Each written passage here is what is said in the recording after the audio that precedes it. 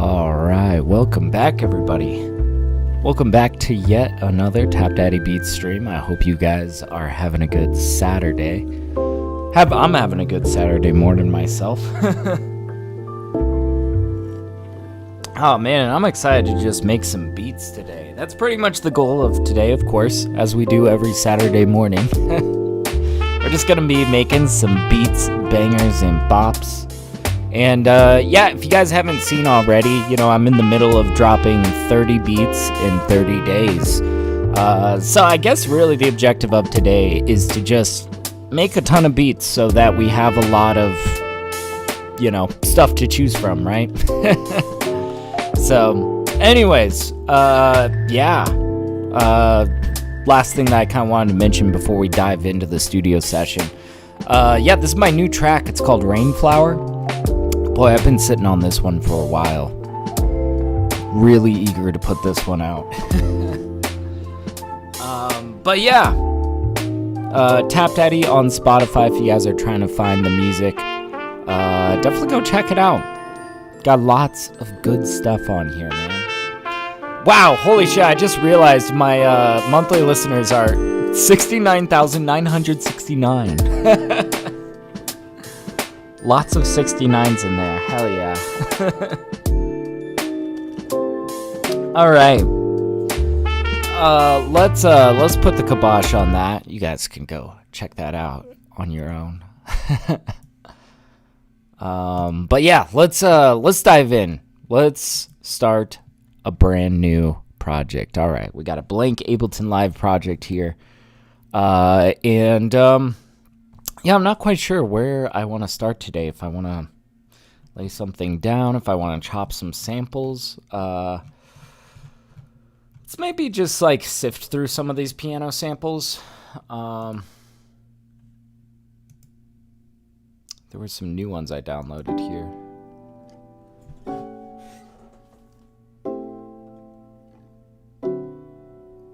Ooh. Oh, I like this. It's just so soft and nice, kind of colorful.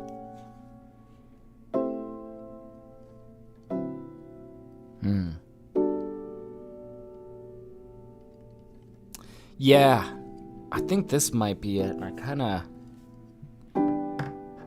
have an idea of what sort of drums I might want to use for this. So, okay, let's try to remember. Here, let me pull this out a little bit so I can see the full name. Also, it's gonna bug me if my screen isn't perfectly lined up with this. Okay, this one's called "Those Were the Days." I gotta remember that. Let's yeah, let me line that up for you guys, just, you know, in case anybody else here is like OCD about it. All right, let's go in here. There were like two kits that I was kind of thinking of that kind of came to mind. First of all,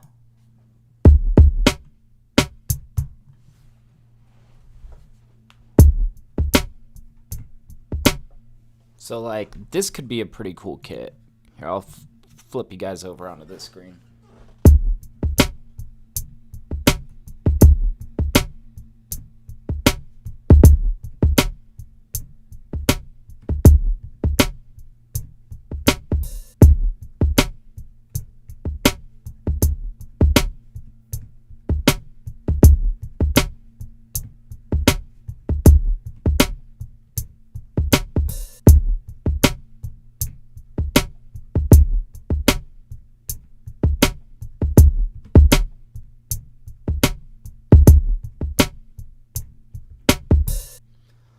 Something like that, maybe? Yeah, it's been a while since I pulled out this kit. This might be a good direction to go in. Let's just hear what we got.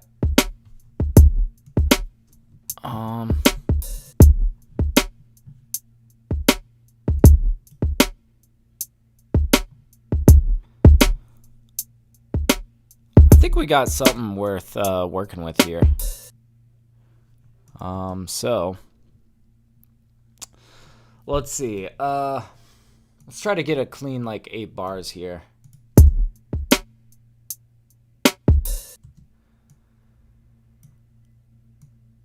Just curious, maybe this is a better starting point.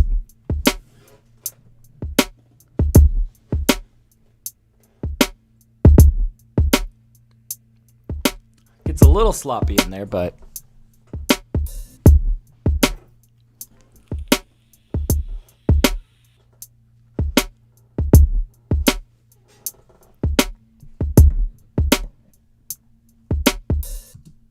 I think that's the 8 bars that I'm looking at. Yeah.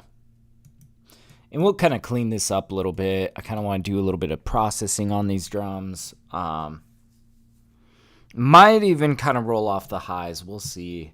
I definitely want to play around with some compression on these guys. I'm not a huge fan of like... See, it sounds to me like there's like some fuzz in this kick.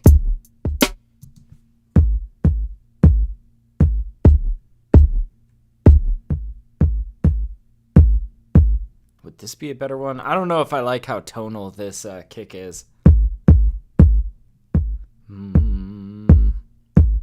Like, you can definitely hear a tone there. This one's just got kind of some fuzz in the highs. We might just, like, get rid of that fuzz in the highs. Try to make it a more smooth, boomy, low kind of kick. All right. And, you know, this is why I really love drum racks in Ableton. I mean, look, I can apply this to just the kick, and anything that I put on the outside over here is going to apply to all the drums. I don't know. I just feel like Ableton's drum racks are so brilliant. they're just so nice and tidy and organized, you know? So, yeah, let's try to maybe get rid of some of, like, we could roll off some of these highs. I don't know, though. I'm still hearing, like...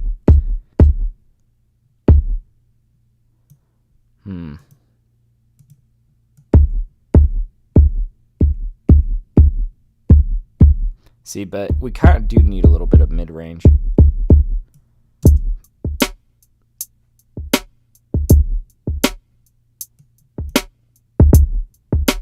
I just don't like those crunches.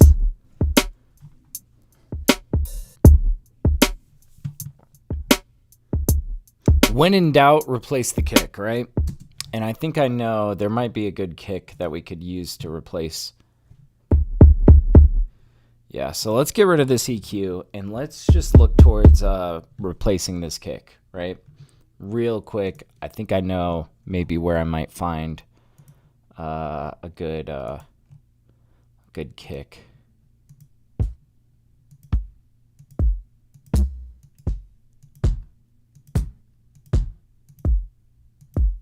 Maybe this guy.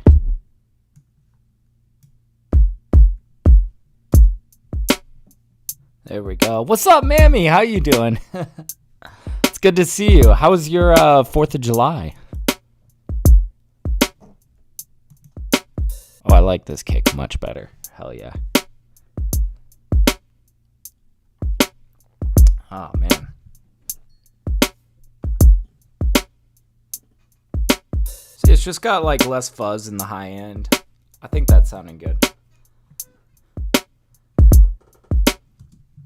Those 2 kicks right there. You see, now I am like getting awfully tedious with these drums, you know, but I think it's so worthwhile to like take the time, you know, right out the gate, take the time to really build something solid, especially when you're like, you know, building your foundation, your drums, your bass or whatever. I think it's much easier to move on to something really good if you start solid.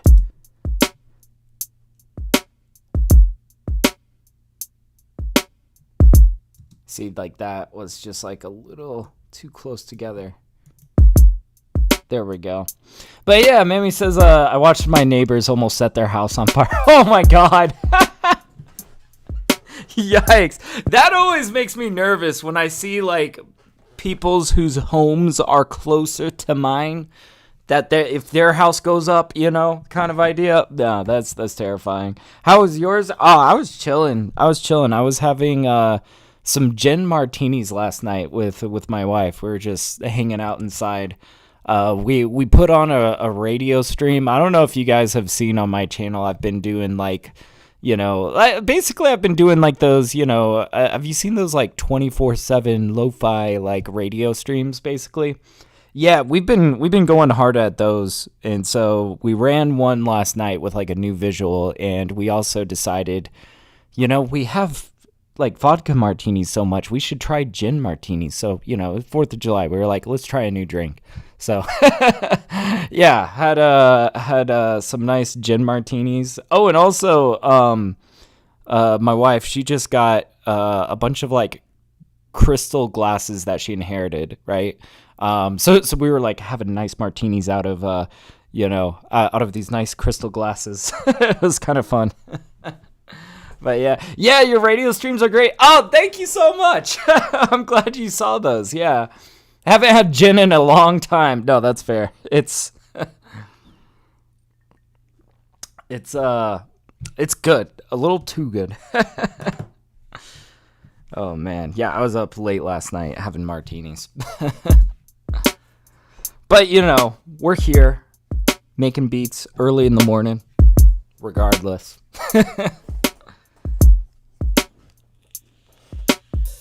All right. I think we got something pretty cool.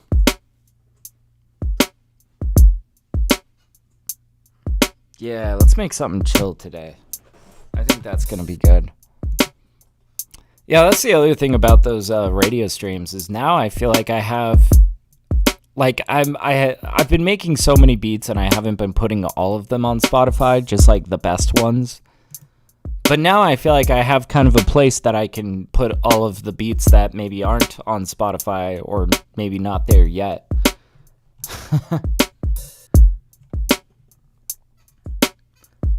Let's see. Let's go back to our samples. We'll worry about the processing of these drums, So yeah, she says I forgot y'all are on different time zones. It's noon here.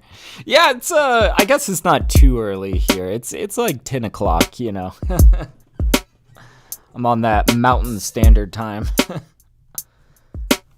Let's see. Where did I have that? I think it was in my piano, and it was called like Those Were the Days. Yeah, so this is, I think, what I'm looking to chop, Does Mrs. Tap curate your radio streams too? Absolutely she does. Oh my gosh, yeah, she actually does so much curation. She's gotten really, really good at it too, so she's probably curated a lot more than you might realize. I want to show off just for a brief second before we chop this sample. She curates all of the playlists that are on my Spotify. So she does jazzy hip hop. She also has her own like jazz and chill collection, which is me and like a bunch of other people. So she does all those. And then she also curates like the radio streams as well. She has special playlists that, we're constantly updating and, doing all that. I'm constantly throwing her new demos and stuff. But aside from that, she's also just like so good at curating that I've had her sequencing a lot of my EPs and albums. So like my for example, here's off of the Friends and Enemies album. This was my debut album. We both curated this album, we both sequenced an album and played them side by side. And oh my god, hers just like hit so much better. Hers was just like really good, especially like I love this ending sequence right down here, like these last, like, I don't know, especially coming out of Auxilium Rustici into Tried and True and then Harder They Fall. One of my favorite moments, right? So I had her do my last album as well, The Low Key Plan, which quite honestly, it's kind of fun because it's like I can relinquish control a little bit and I can just focus on the music, and then she will come up with like a bunch of different albums and EPs and we'll talk about it and kind of go back and forth. So I don't know. She, like I said, she curates so much more than you might even realize, Hey, Stink Out, how's it going, dude? It's good to see you, man. Hell yeah. Welcome on in, dude. All right. Anyways, I just, I got to go brag about Mrs. Tap at every opportunity, But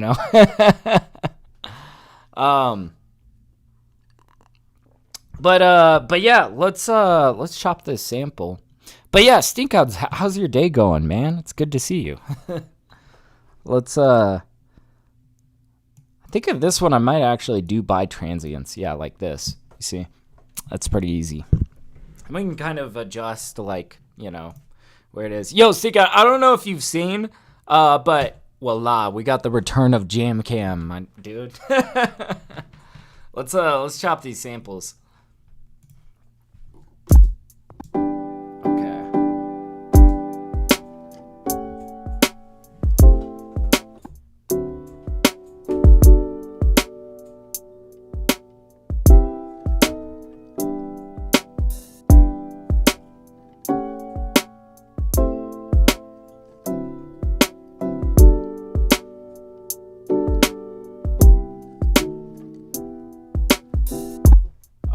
I see. There's some really good stuff in here. That was just kind of playing it straightforward. Let's give a little bit of fade in just to avoid any pops and clicks in there. And then we'll probably kind of compress this. We might transpose this down a little bit. Ooh, that's a little bit more warm. I like that. But yeah, I see Stinkout says, good, just finished a beat for the lo-fi beat battle. Let's go. Dude, I'm excited for that. Man, it's been a little while since we've done an actual lo-fi beat battle, Dude, I'm excited to hear what you cooked up. I remember the last time, I think it's the past 2 times. Didn't you take the crown in the last one? I'm trying to think. I know you took the crown in one of these lo-fi battles. Man, I don't know. I'm so excited. I love lo-fi music. What can I say, man? But yeah, and for anybody that doesn't know, tomorrow I'm going to be live on Twitch. We're doing a competition day. We got a beat battle going on and a rap cipher. So yeah, definitely come through. Come check it out. It's going to be sick. All right, let's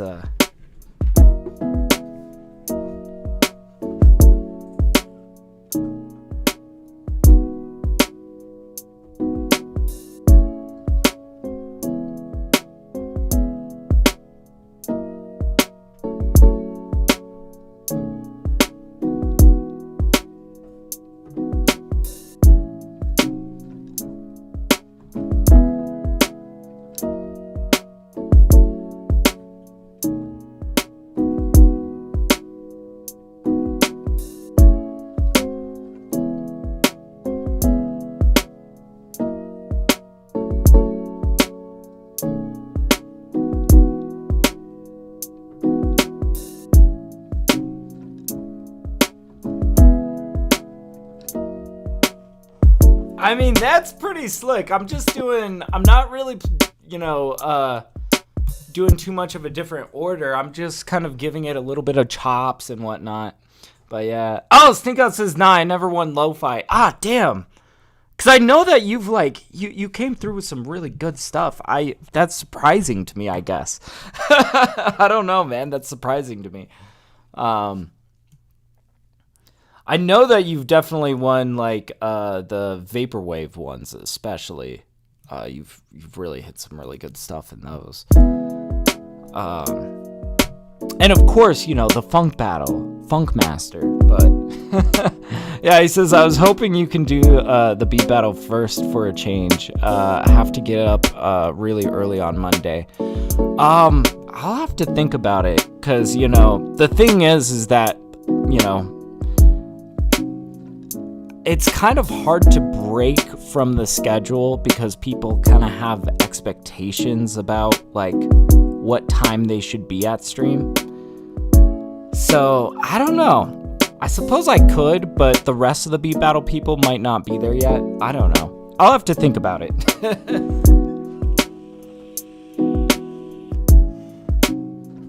But yeah, that's fair enough though. I mean, yeah, those rap ciphers sometimes go for a while.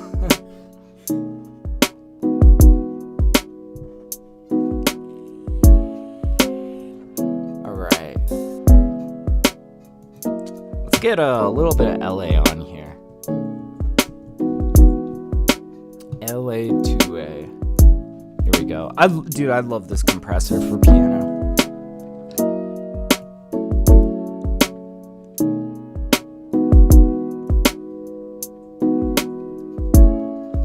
There we go. Signature, what's up, dude? He says, hi all, happy weekend. Indeed, man. How's your day going? Oh yeah, Mammy, I saw. Oh my god. Yo, Mammy, I'm so excited to hear some bars from you. She says, I entered the rap cipher and I'm terrified. Don't be. Oh no, that's just awesome. That's awesome. I'm so glad that you entered. I'm really curious to hear it. I never listen to the cipher entries beforehand. I like to, wait till I'm live on stream to hear them for the first time. So yeah, I'm just excited to hear you spit bars. I don't know. I've never heard you rhyme. So that's good. That's going to be really sick. I think that you'll find that our cipher crowd is, God, they're a bunch of goofballs. It's fun. I don't know. I really love that crowd.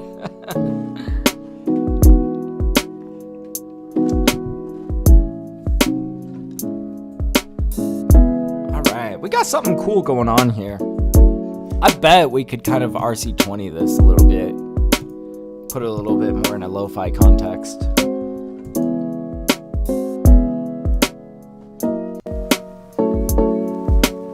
Okay, definitely not with the static though. Do you want to take a quick tour? Dude, I've opened RC20 here.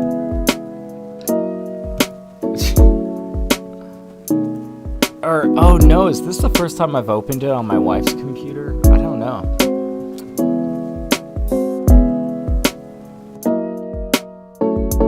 Okay, so yeah, we definitely get rid of the noise. Let's come in here, widen it stereo with a little bit of wobble.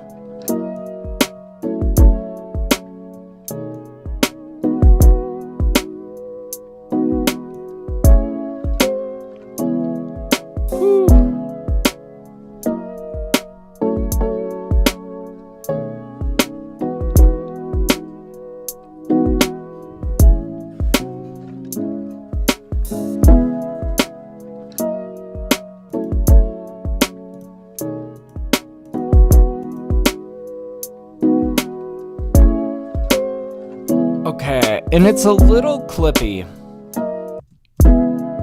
Wow, it's a lot of bit clippy. Okay, I'm gonna turn this down a decent amount. And if you guys need to, I might recommend you bring your headphones up a little bit.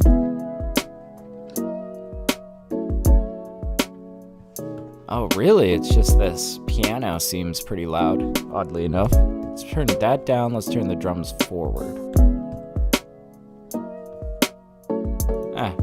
Now we can probably bring these up a bit.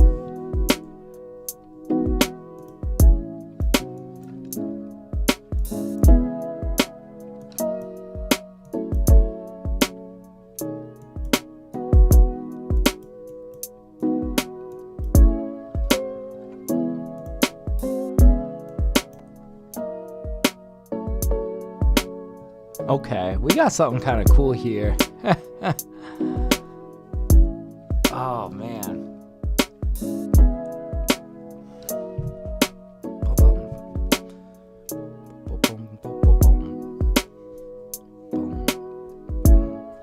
Okay, I'm trying to think, like, do we want to go bass line, funk bass, sub bass?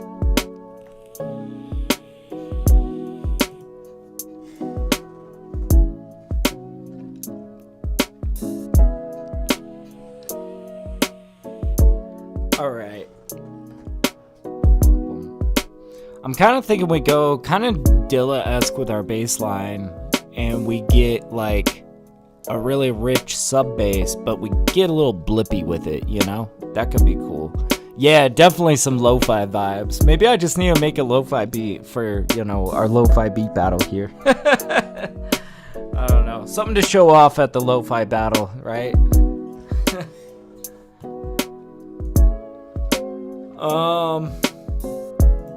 Let's see. Let's get a MIDI track in here. Let's pull out that hip-hop sub bass.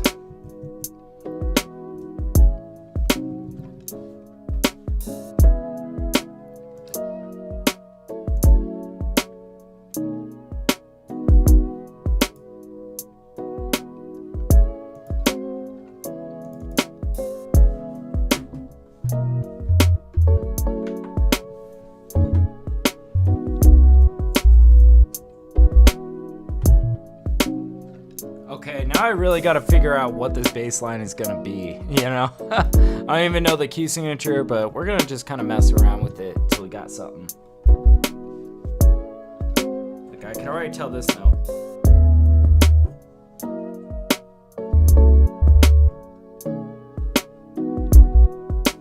Okay, so it's going to land down here on this B flat. It's going to start up here.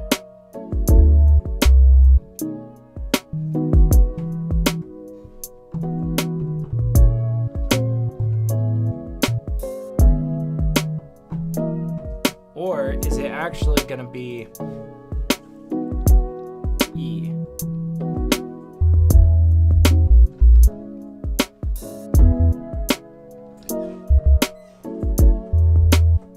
Okay.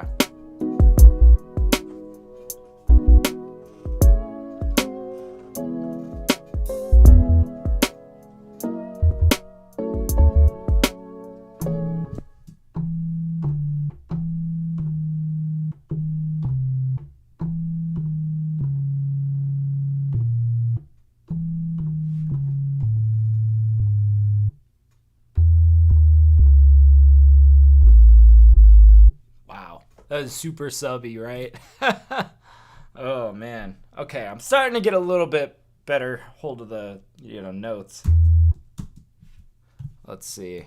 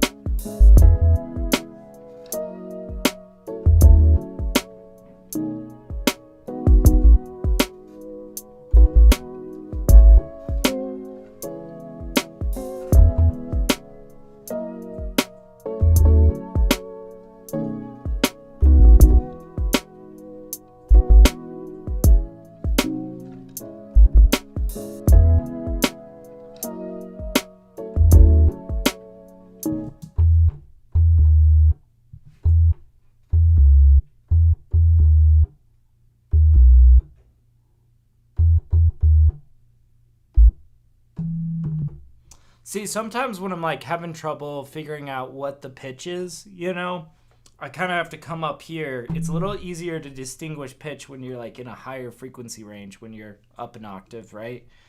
What's difficult about this bass though, it's hard to hear, regardless.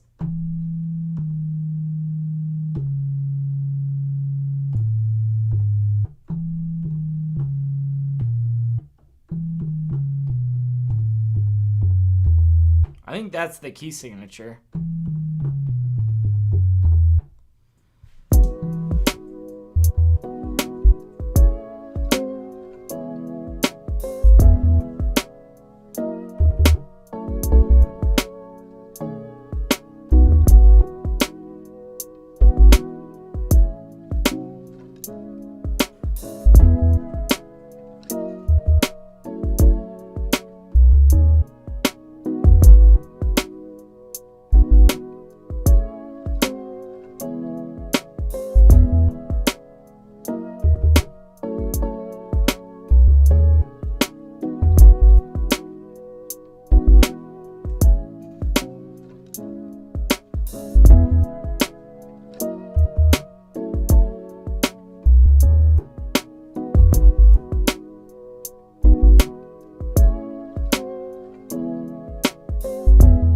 Okay, yeah, no, that's kind of cool. I like that little walk up, right? That's pretty slick. All right, man, this is a fun session so far. We got kind of some chill lo-fi track. I don't know. Let's see what we got here.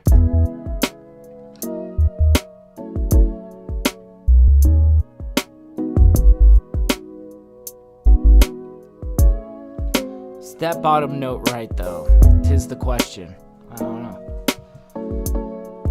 All right. So I think that sounds really good. Let's just kind of see how this connects.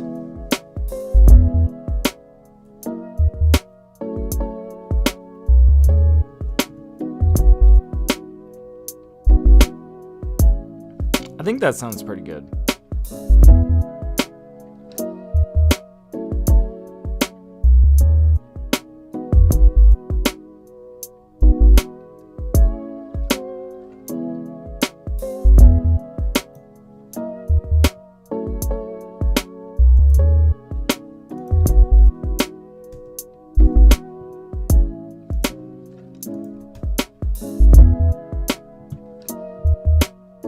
And I want to kind of start messing around with these drums a little bit more, you know? Thank you, Signature. I appreciate it, man. Let's, this might be one where we pull out the 1176 compressor on these drums. Kind of do like an all attack, no release sort of. Really squeeze it. I don't know.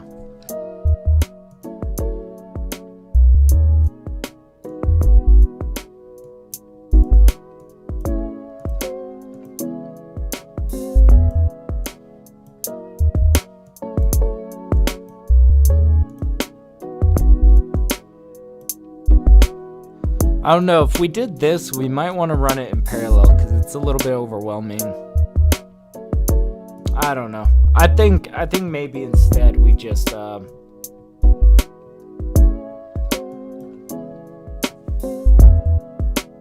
else? If we try like maybe the LA on this guy.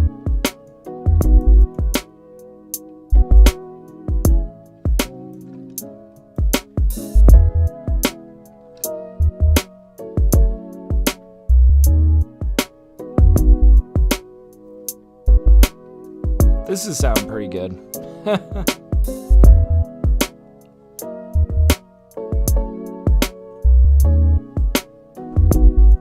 God, I'm really liking this bass line too. That's awesome. See, and we could always just try. I think it's worth pretty much on any lo-fi beat, maybe just try rolling off the highs. We'll do this before the compressor since it's a subtractive. Oops, that was the wrong one. Doesn't matter.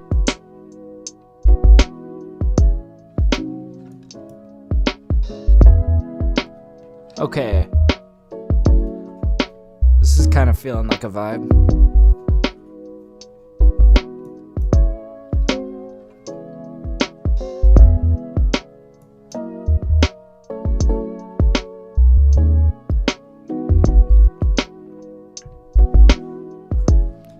Let's start coming in with a bunch of like little details and stuff.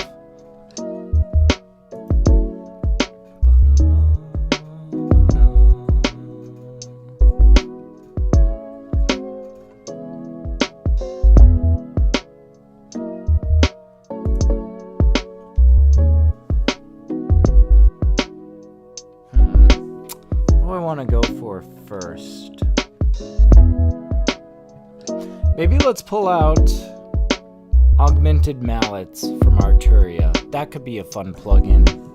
Lots of good lo-fi sounds in there.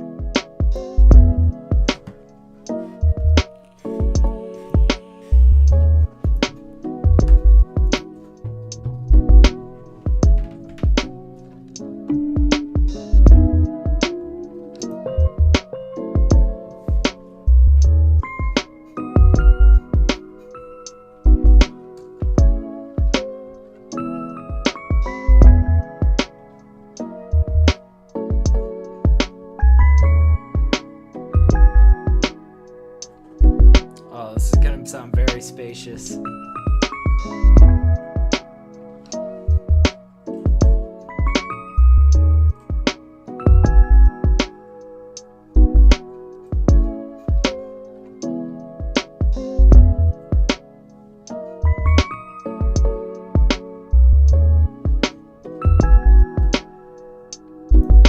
I'll throw you guys over on Jam Cam.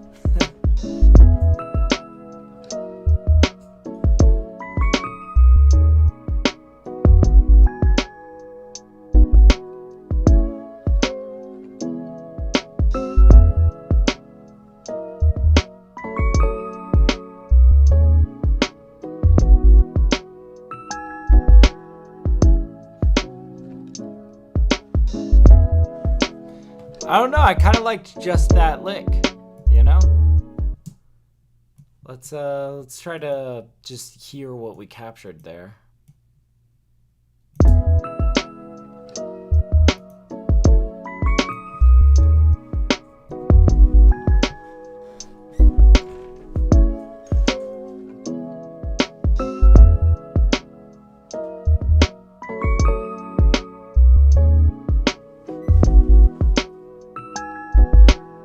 I like that it's kind of off, you know, like you don't quite know where it's coming in.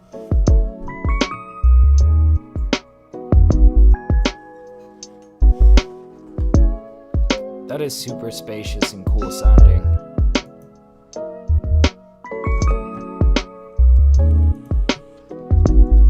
Let's kind of set that in the background a little bit more.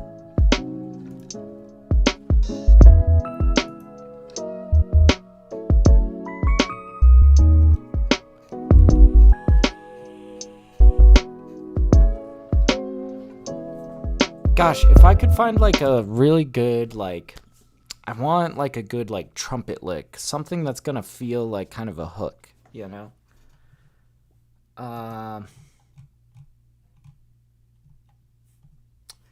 Let's look at this. Oh boy.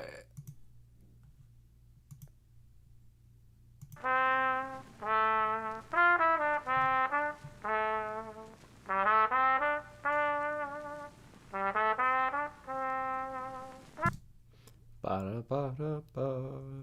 Maybe something, there's something in here.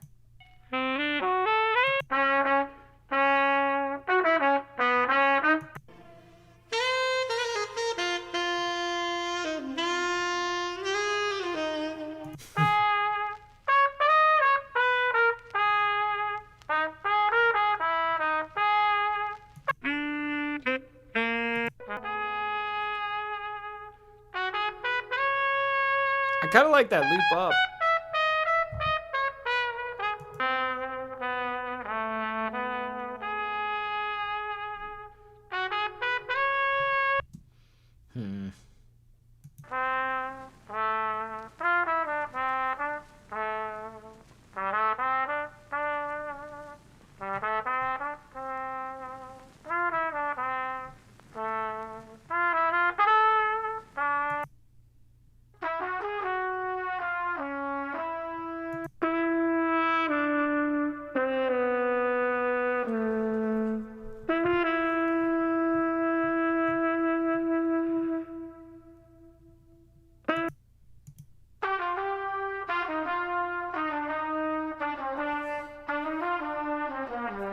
I really like these horn stacks, you know? I don't know, there's something really magical about a good horn stack.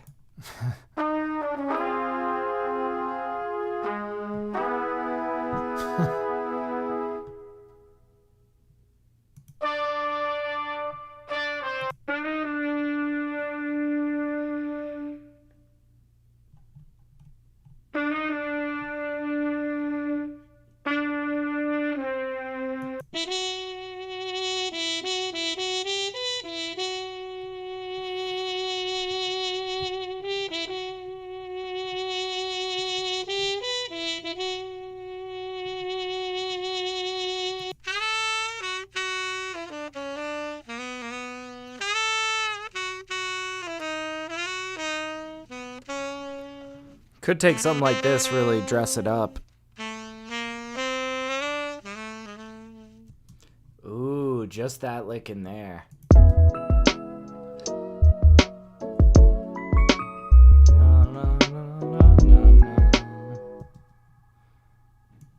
Let's just start messing around with some of this.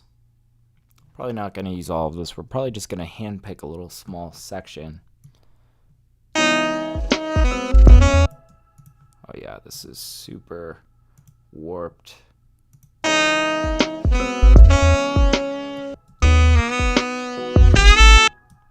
Yikes, this is super loud. Let's turn this way down.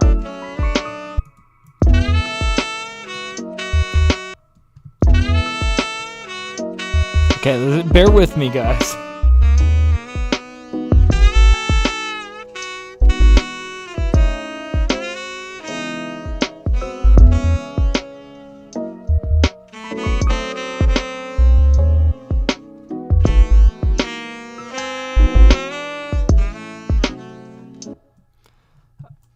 Okay, so yeah, this is like really stretched out. I think we're gonna want to like half time that, but really I think I'm looking at like this lick right here. Ba-da ba-da bum bum. That'd be cool. That'd be really cool. But yeah, right now it's like, okay, okay, we're at 79 BPM. And right now, this fills exactly this much space. And we want it to fill exactly this much space.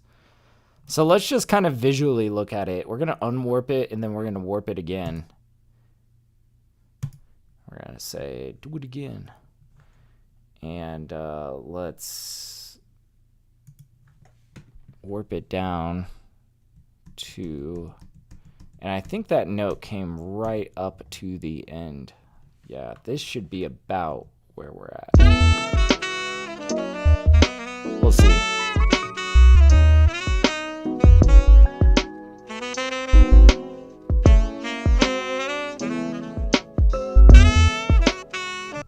Okay, so yeah, like I said, we're only really focused on like a small section of this. I also just want to hear what else we got here.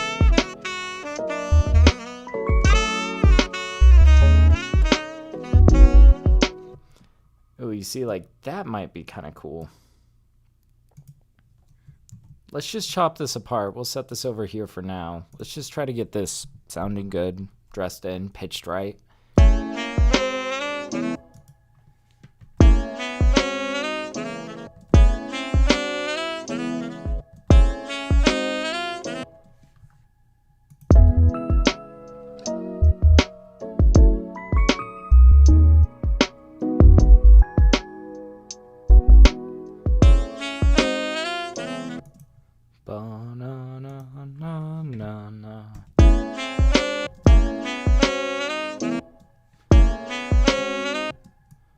Yeah, and then we're going to chop this last note, we're going to pitch it down.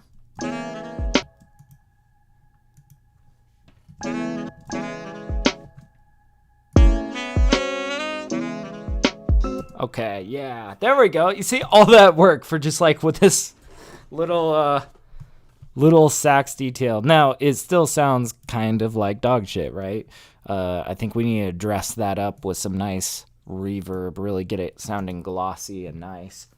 And you know, we might even do a little bit of a combination of like maybe some delay and reverb. I'm thinking maybe we do something fun with like Echo Boy from Sound Toys. That would be kind of cool. First things first, though, I want to hear what this is going to sound like with a little bit of reverb on here. So let's bust out like Vocal Pop Hall. I love this reverb for pretty much anything brass. I think that this just works really well.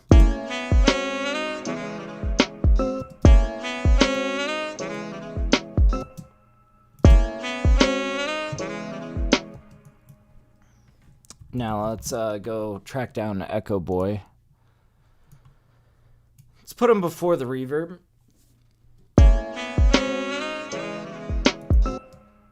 Let's see. Analog. Let's try that.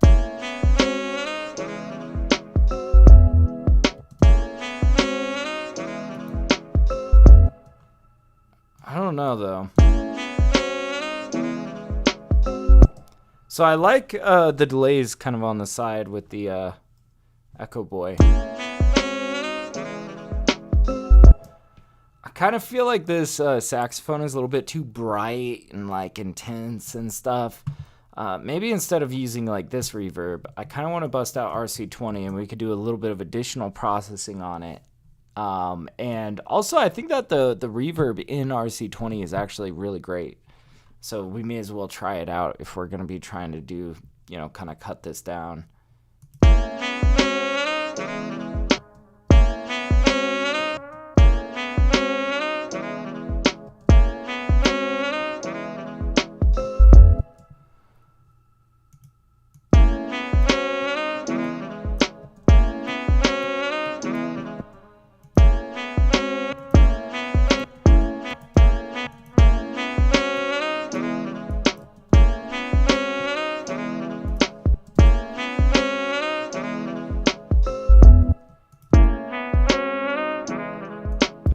Oh, yeah, maybe it's more of a hard cut there. Okay.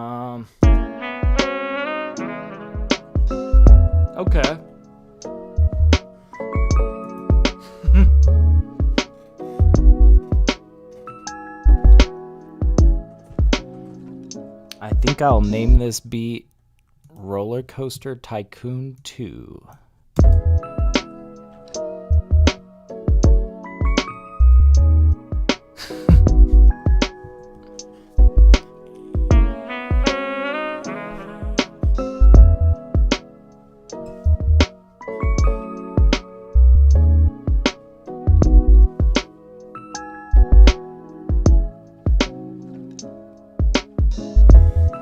God, this just feels like, I don't know what the right word is. I guess the right word might be quaint. I feel like this beat feels very quaint, you know? Might play around with that walk up a little bit more. It still feels a little bit awkward.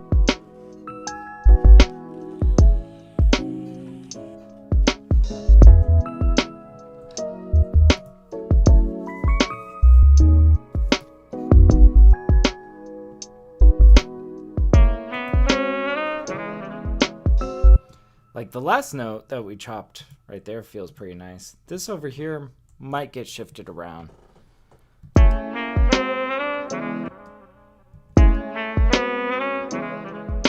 Oh, that actually feels a little bit better. There we go.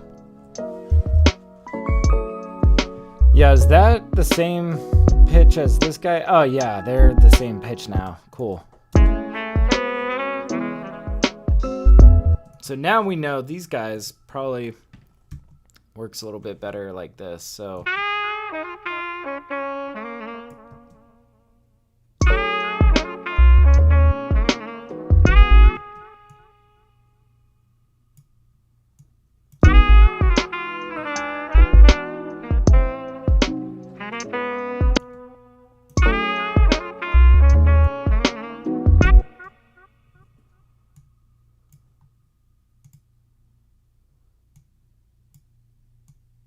yeah, this might be kind of a fun counterpoint little, I don't know. I'm not quite sure where I want this guy yet. Let's just kind of feel it out.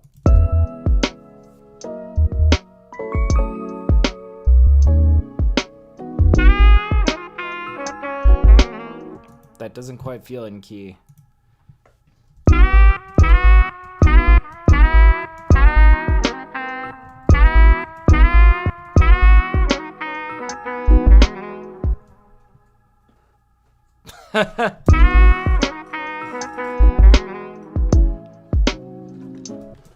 Not quite sure if that's the right spot. I might come over here.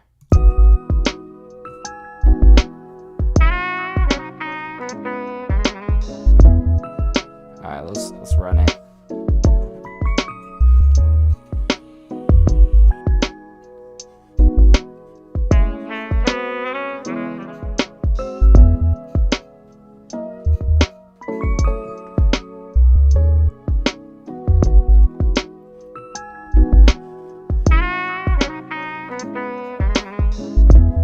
Yeah. Oh, that's good. Might even set this sax a little bit more in the background. Keep it subtle, you know?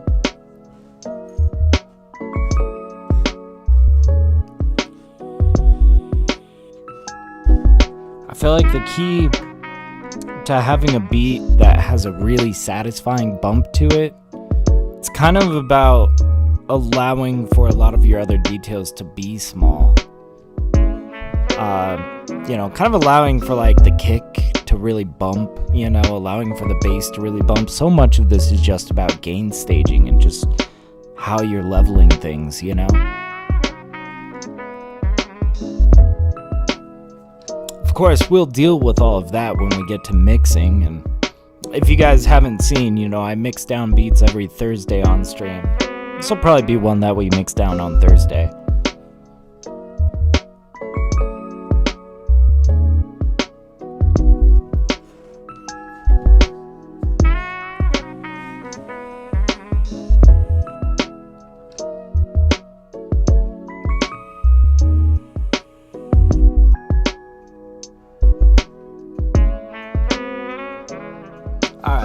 coming in with more details.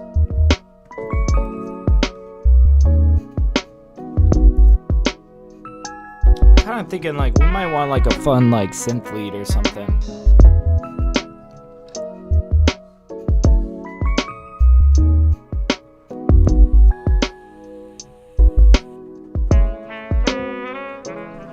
But yeah, I don't know why I've just been in such a lo-fi mood lately. I don't know. It just really hits the spot lately. I don't know. Been craving some nice, chill, calm, wholesome music, you know? I don't know.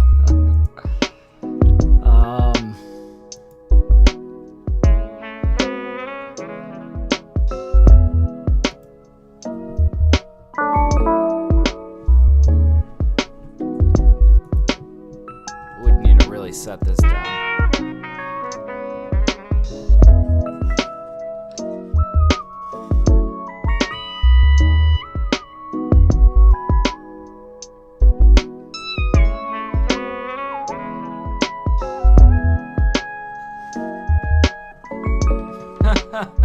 I think this will be a fun synth lead to play with. Dang.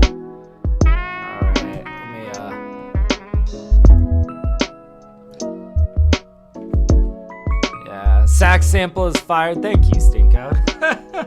I'm loving that, you know?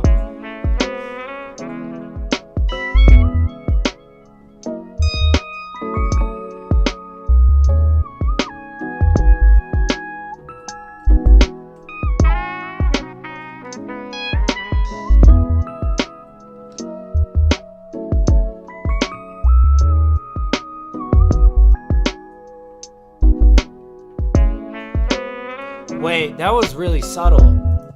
Okay, that was really subtle in a really great way. I wanna see if I can go back to this.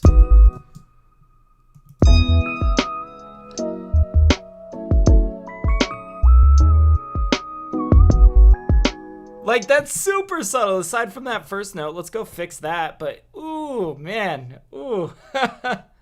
Let's set this way down on the ground.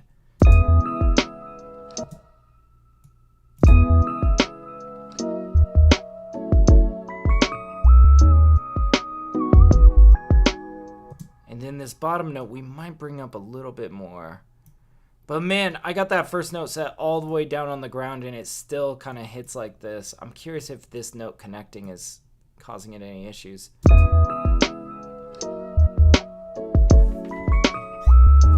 we go. Okay. Alright, let me throw you guys back in Ableton. There we go.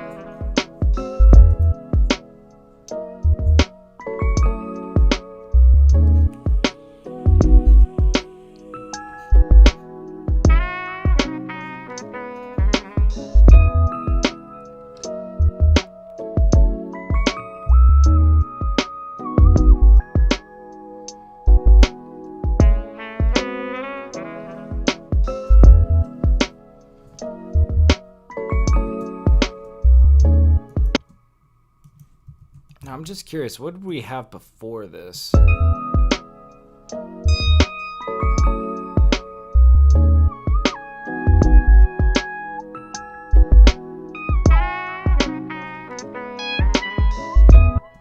Okay, there was not much in there, but there was something.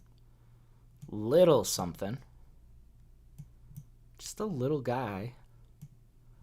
Just this little guy. Again, dude, you need to calm down, sir. There we go.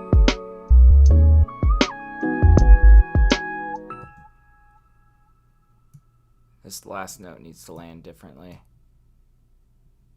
Oh,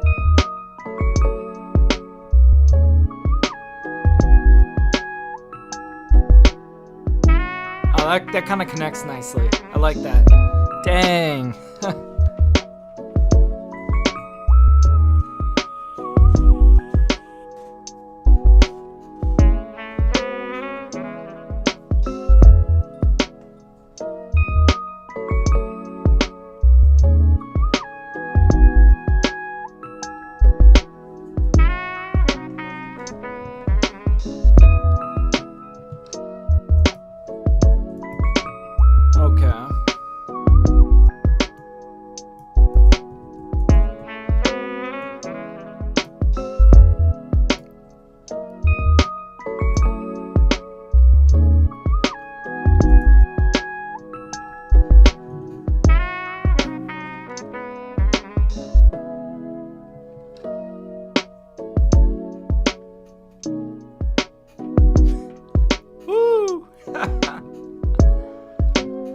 Oh, man.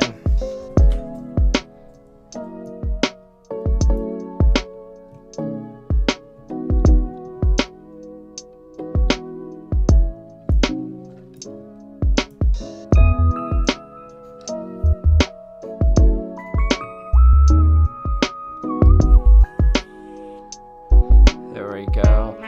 What's up, Maui? He says, this is nice, bro. I'm a sucker for bass lines that sound like these, like JD vibes. Absolutely, you see, you're right on the head. No, you're absolutely right, man. I actually was saying right before I laid that bass line, I was like, I think I want to do something a little Dilla, you know? A little bit, and I feel like really what it is about his bass lines is it's like, you know, these very like subby basses that are very blippy, you know, and how he plays them, which I just think is a total vibe, man. I don't know, I love it. I agree 100%. You're right on the head, man.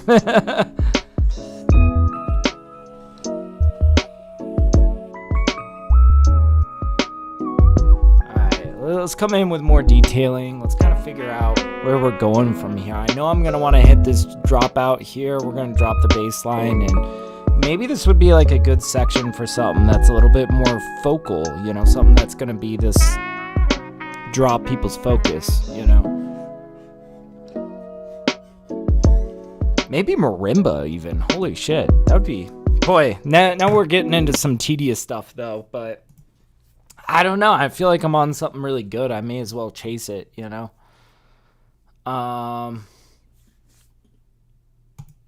Yeah.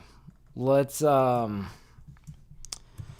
bust out BBC Symphony Orchestra. And honestly, there's a lot in here that I might want to play around with, you know. There's like subtleties that we could play around with. We could bring in like an oboe or a clarinet, you know, to kind of add texture to the background. And what I like about, you know, introducing orchestral elements is how I might mix those orchestral elements in when it comes time to mixing is I might get very dynamic and expressive with them, which I just think is really fun. You know, the thing about this BBC Symphony Orchestra plugin is it doesn't give you a whole lot of control over intonation, but the sounds themselves are really good. So sometimes it's just a matter of getting a little bit creative in how you mix them, you know. Let's try like clarinet. Let's make this a lot more subtle.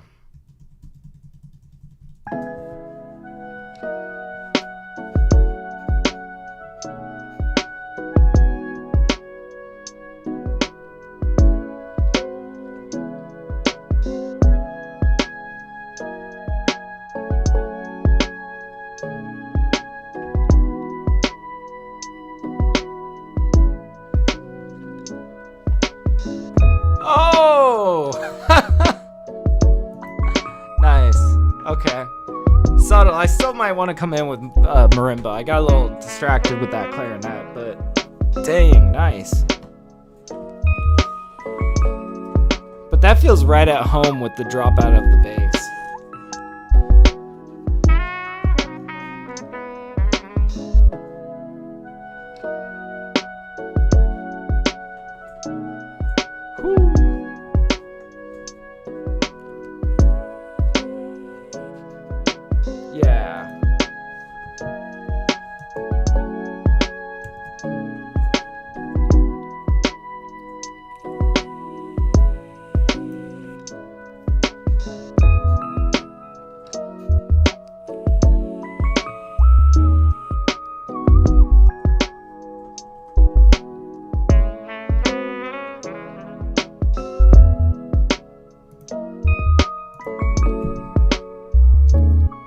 We might do some like light detailing with a glockenspiel.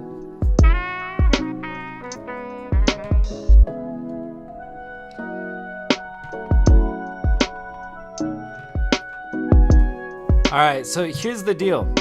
We're gonna lay down some marimba, but I'm not gonna be able to like play it perfectly, right?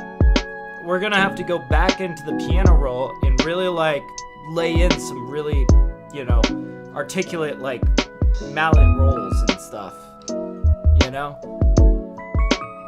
All right, I'm just gonna start looping the section that's kind of the solo section with the clarinet. And we'll just kind of doodle around with it, you know, until we get something kind of cool.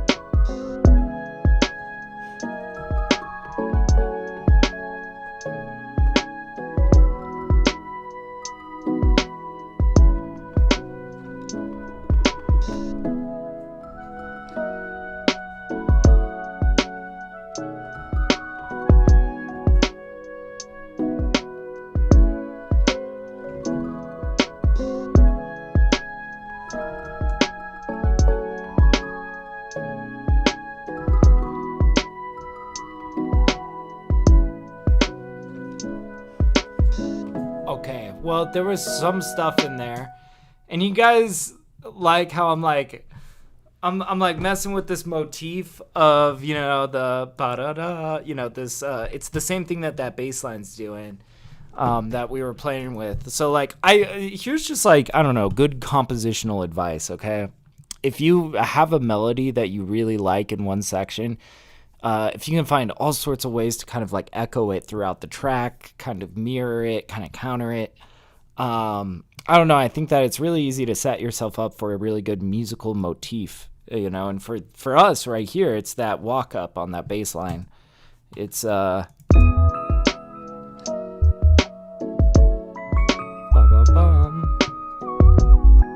Yeah. All right, and then we're gonna, try to dress up this marimba.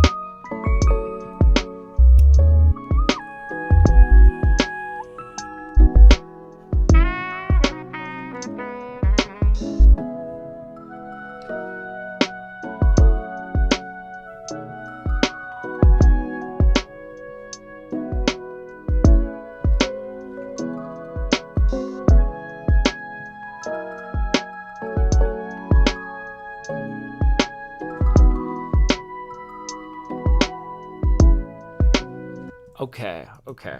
I think that this is close enough that we could really clean it up and make it something special. So let's dive in. Let's do it.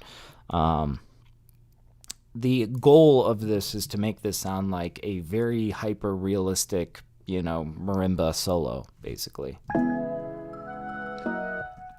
So essentially, we need for this roll to be kind of tight and sloppy at the same time, you know? Like, it needs to feel like a tight marimba roll played by a human, but also humans aren't perfect, right? So we're going to kind of just, like, eyeball it, right, in terms of, like, how close these are together. And you see they all kind of have varying velocities. We'll switch up those velocities in a minute. But let's kind of bring this over here and just kind of give ourselves more to work with. Okay, it sounds a little bit slow, so here's what I'm going to do. Yoink. There we go. Okay. Still could be a little tighter. Maybe we take, like, everything that's past here and we yoink. There we go. Okay. See, we're just kind of getting creative with how we do those. And we'll go yoink. There we go.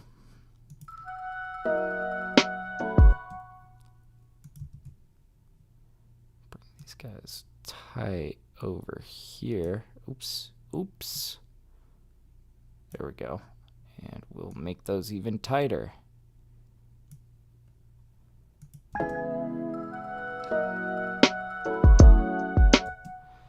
See, it doesn't quite pop yet. Does not quite pop yet. I think we need to take all of these. Yo, that was not what I wanted. Okay, we're getting closer to a good marimba roll. And the good thing is, if we get a good marimba roll here, we could kind of use it as an archetype for other places in this solo that we might need rolls. But you see, this is the kind of production that I'm really encouraging you guys to dive headfirst into. Like, in my mind, I think if you can envision in your mind what you want the solo to sound like, there's no reason why you can't sit there and really peck at your piano roll until it sounds immaculate, right? Oh, yes, that's a great marimba roll. Now, let's get in with the velocity here. Let's make this dynamic. All right, so what I like to do is I like to have that first note really hit. Then we immediately drop way down. And, you know, one hand might be a little heavier than the other, so we're going to kind of alternate as we climb.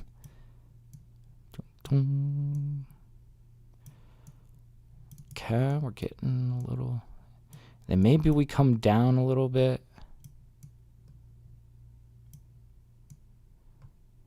Yeah, let's... And sharp increase.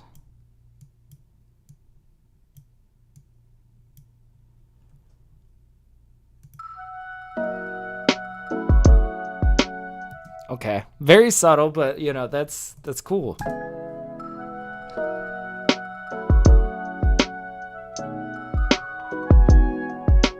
Okay, that sounds perfect.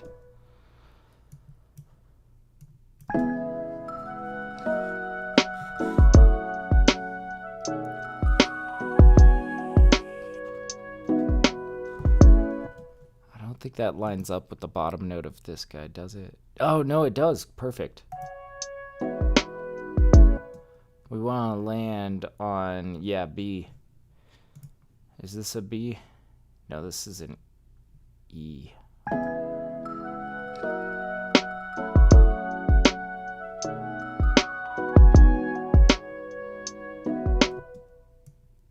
This might sound better if it just comes down.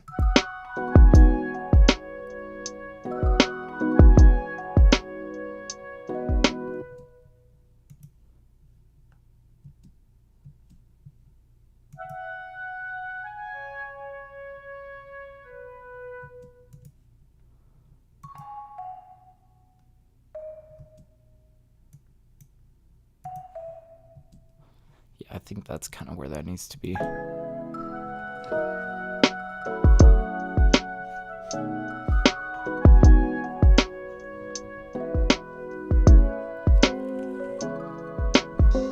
Okay, so like I said before, we could use this roll over here as kind of an archetype for what we want this next roll to sound like. So it's just going to be on a different note. It's going to be on this whatchamacallit, D flat. Paste that there. We're going to bring it down.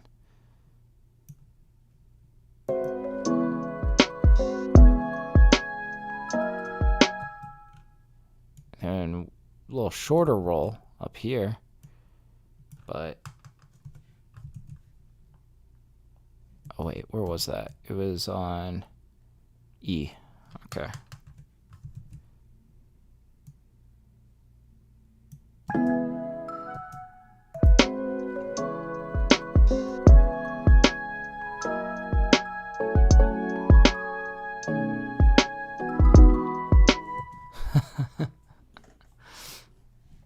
Okay, this is where we might even it might be faster to just re-record this last little bit. I want to go back though and just hear this together before we move on.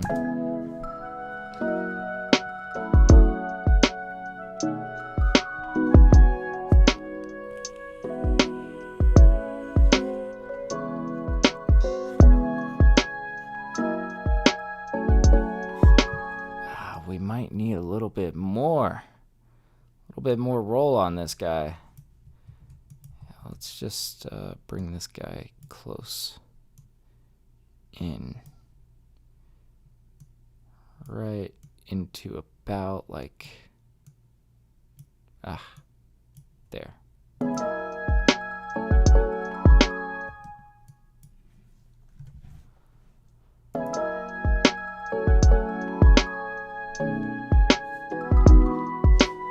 Ba-da bum bum bum bum. So let's try to figure out exactly where we need to come in.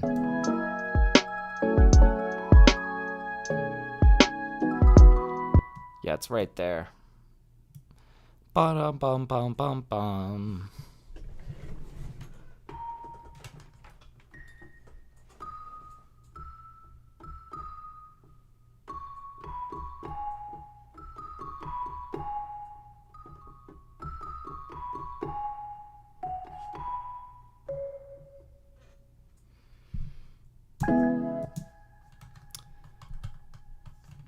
And yeah, let's we're gonna record a little bit more. Let me just get us tight at that spot. Fact.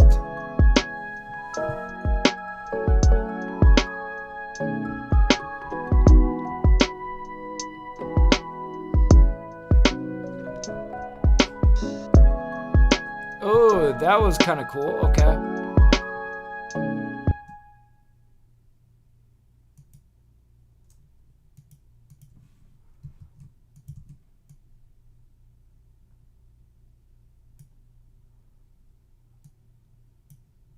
Maybe something like this. Okay, I think I may have gotten it. Or at least close enough, right?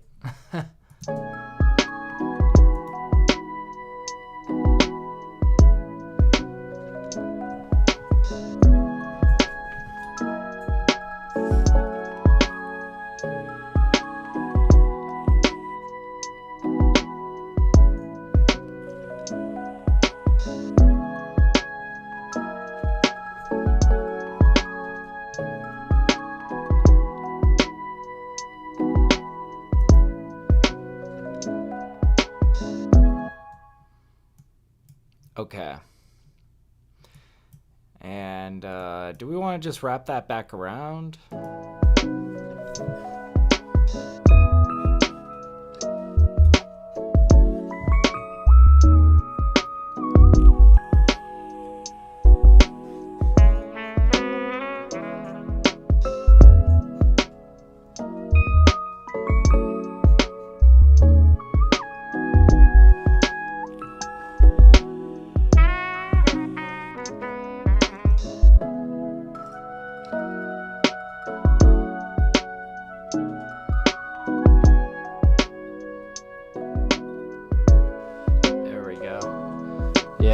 Maui says, I think your live beat making can be in the ASMR category.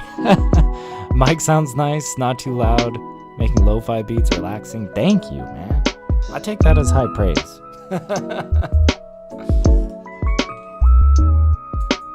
Of course, you know, that's on days that I make lo-fi. I think some days I'm like off on some crazy stuff, but this is the vibe for this morning, man.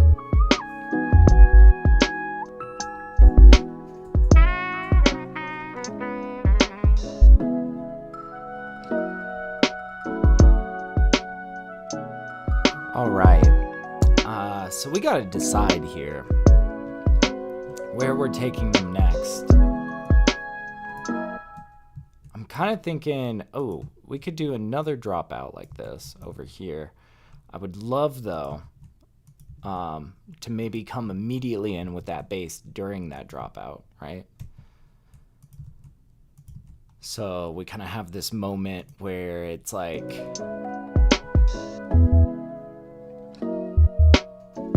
yeah. Ooh, that's beautiful.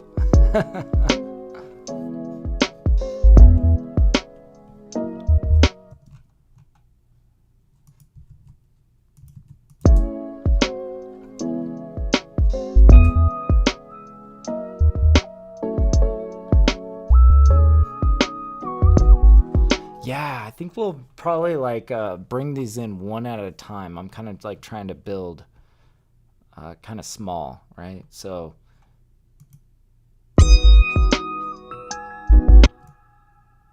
we'll just bring in like these last two notes over here.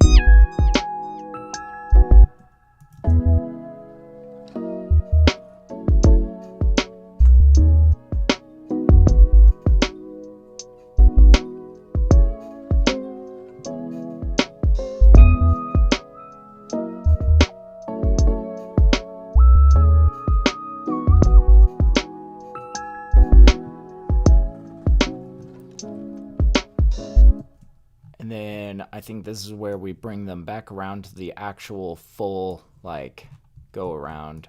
And I think we want to do another dropout, just like we did over here. I just really love the sound of that, where it comes right in on that snare. Love that.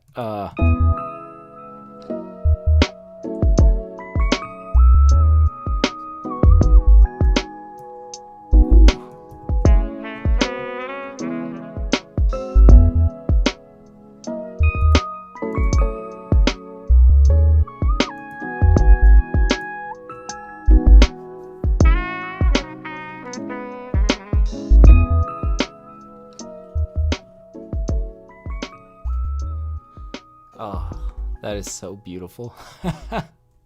You know what I feel like this is missing, though, is like a little bit of an intro to help get us into it. I think that would be really advantageous. That's really just all this arrangement is missing.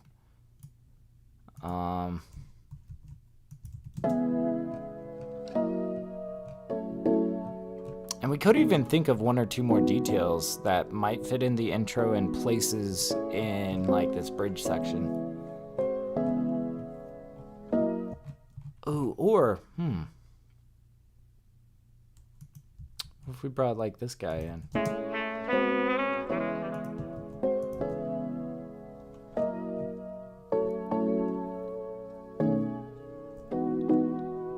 I feel like we need like rain in the background or something, you know. Hey, what's up, Jabstep? How you doing, man? He says, how long have you been making beats, bro? Oh, dude, quite a while. I think I started making beats when I was like, I was probably like 16 or so, and I'm 30 now, so like, it's been about 14 years that I've been like really making beats, but.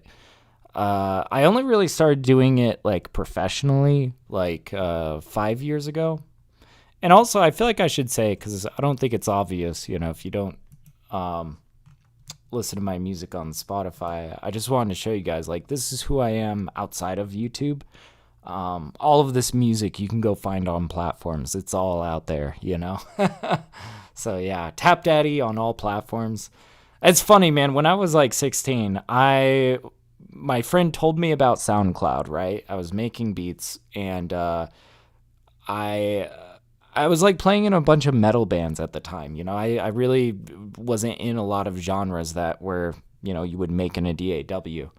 But I don't know, I was goofing around in GarageBand at the time, and I didn't know what to call myself on SoundCloud, so I kind of came up with what I felt like was a shitposty name.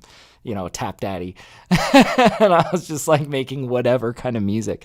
I had no idea that I was going to stand by that name and still be going by that name like 14 years later. And I certainly did not expect to have like, you know, 70,000 monthlies.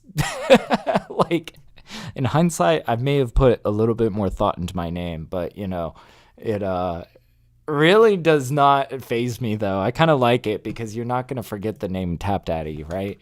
But yeah, 14 years, I guess I would say. But, you know, really a lot of that has been done in the past 5 years. All right. We got something good here. I think we just need to slap some rain in the background here.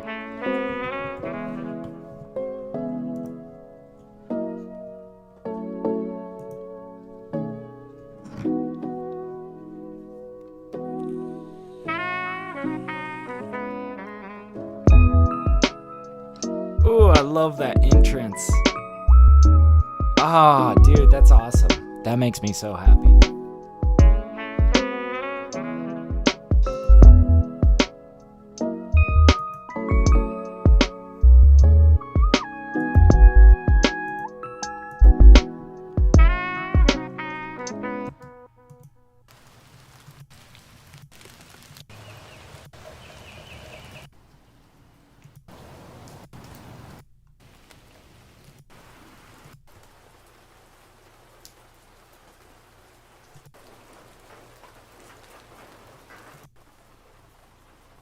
This one's nice and light. Yeah. But yeah, Jeff, stop saying, bro, your channel just might be a godsend. I'm a new producer starting at age 26 with Ableton. Dude, you can do this. Hell yeah. He says you have a ton of content. Thank you, man. I've been working really hard at it for quite a long time, you know. And this isn't even my first channel, you know. I used to make like Ableton tutorials. I don't think that they're that good though. Honestly, I feel like I've learned a lot more about Ableton. So, you know, nowadays it's I feel like honestly, I feel like some of the best ways to learn Ableton sometimes is like you should go look up tutorials when you have any like things that you're trying to figure out, but I feel like also you learn a lot from just watching people use Ableton. Mostly it's like you learn the things that you wouldn't think to search, you know? So, I don't know, that would be my advice. But really, I guess the biggest piece of advice I would give you is to just make as many beats as possible, man. Because, you know, like I said, I've been producing for 14 years, but I did most of it in the last 5 years, you know? And I think that where I saw myself make my biggest step up was when I was actually 26, you know?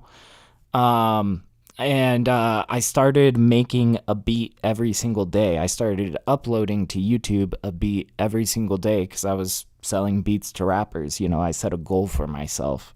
And oh my God, if like to anybody here that wants to like absolutely explode your producing abilities, I would say set a crazy goal for yourself, like publishing one beat a day. You will learn so much. Your workflow will get so tight. You will get bored of making the same beat every day, so you'll be forced to like create interesting stuff, basically. I don't know.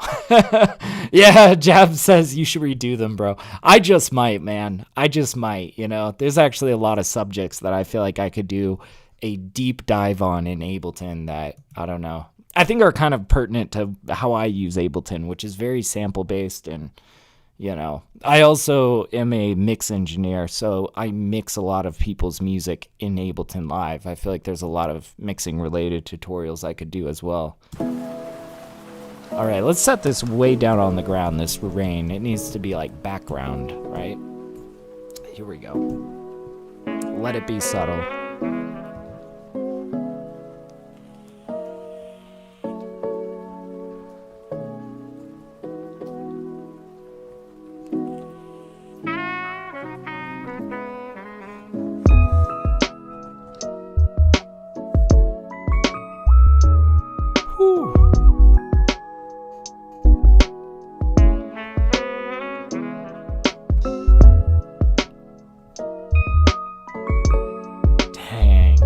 Guys, I think we got a beat here. I think we got a finished beat. Oh, man.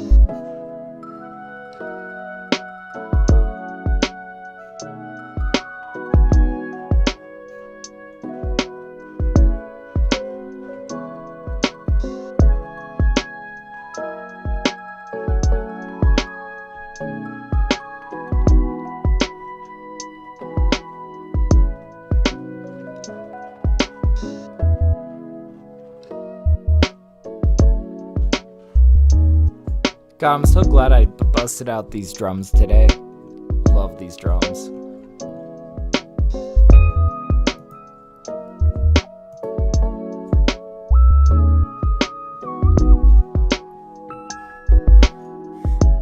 But yeah, how often do you go live? So yeah, I'm live working in Ableton every Thursday and Saturday.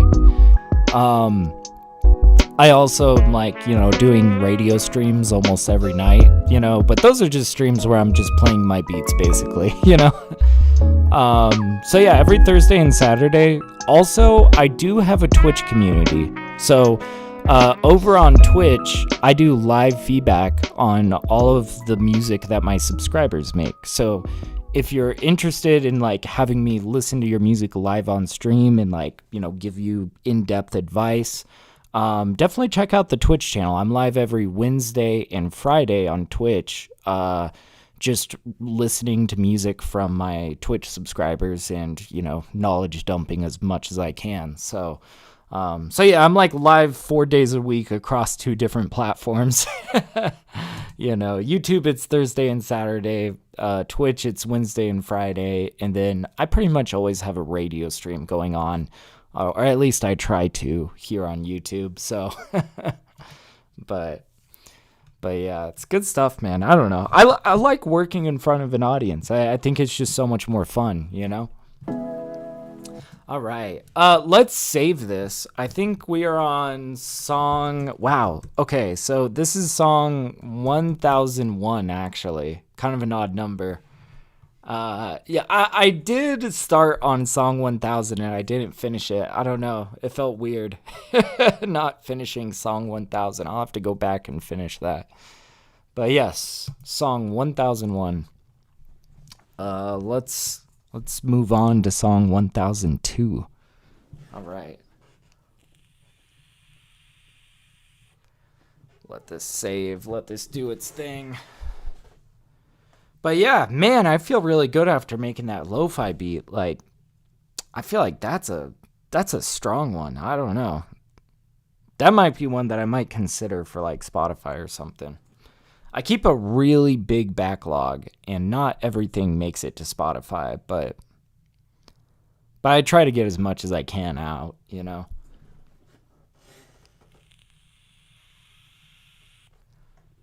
All right. We got the spinning beach ball of death here. But yeah, I'm not sure what kind of beat I want to make next. I mean, maybe it'll be something a little bit more for the rappers. Maybe it'll be, I don't know, something a little bit more boom bap. But yeah, Signature says congrats, man. Thank you, dude. It's a big milestone, isn't it? Crossing 1,000 beats. And I mean, I guess that's only since I started naming my beats song number, but yeah, that's a big one, dude. I don't know. How many of you guys, number your beats? Anybody else here numbering your beats as you go? I don't know. I just kind of got in this habit of just counting up every time that I made a new project, just to kind of alleviate the pressure of coming up with a name for every single song while I was in the middle of it, right? So I would just start calling things song number. And I keep a big spreadsheet too, where I keep track of how finished everything is, like what has been mixed, what has been stemmed out, what has artwork, what, has a name. I don't know. It's kind of interesting, but all right, man. Ableton, are you going to load for us like sometime soon? Sometime today, maybe? That'd be nice. Jeez.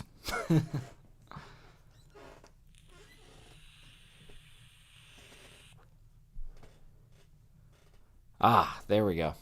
All right, man. So let's dive into another beat. I think before we dive into this next one, I'm gonna go grab some coffee. But while I go do that, I'll play for you guys this beat that we just made. Okay, I'll let you guys vibe out to it. But yeah, I'll be right back. I'll be 2 seconds. All right.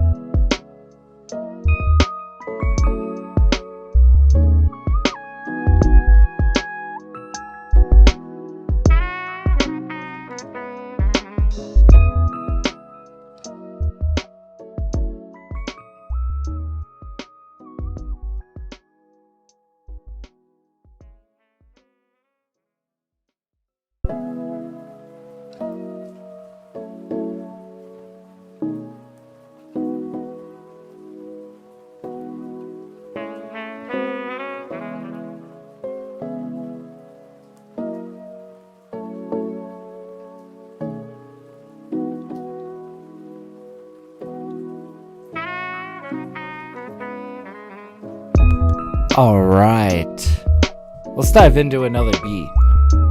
I'm feeling motivated today.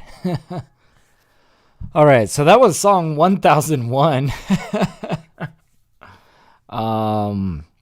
New live set. Oh, and save, even though I swear we just saved, but just to be safe. All right, new live set. Let's dive into it. Now this one, let's see, do we want to chop another sample or do we want to just like make something? I've been really having fun with Ableton's new expressive chords. We might do something with that. I feel like I'm still just scratching the surface on that. Like there's a lot of different ways you can manipulate. But yeah, let's figure out maybe drums first. And kind of go from there. Maybe I'll bust out the kit that I was thinking of. Otherwise, I had two in mind for that last song, and maybe we'll go grab the other one. Drums, where you at? Here we go. Let's see. It's this one.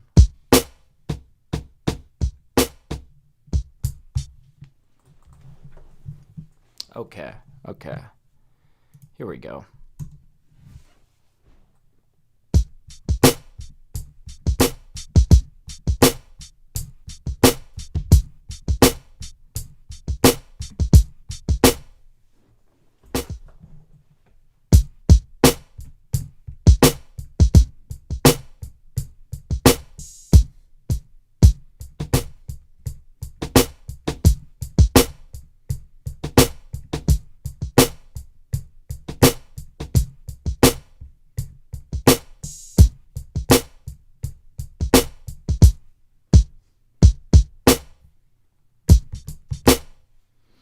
Yeah, I like with this kit, I really love to do that double time kind of shuffle. We might do something like that, but I might just record it straight first.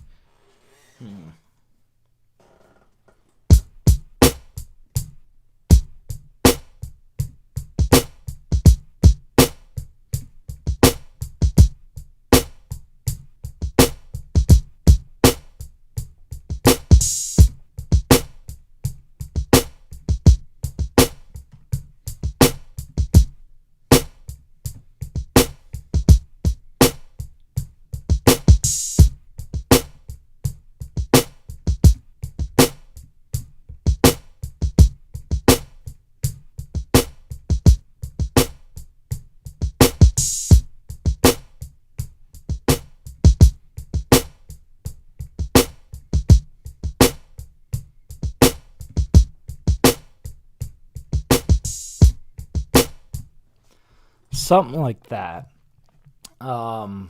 Let's check it out. Let's see what we captured here. All right. See if we've got something tight. I don't know.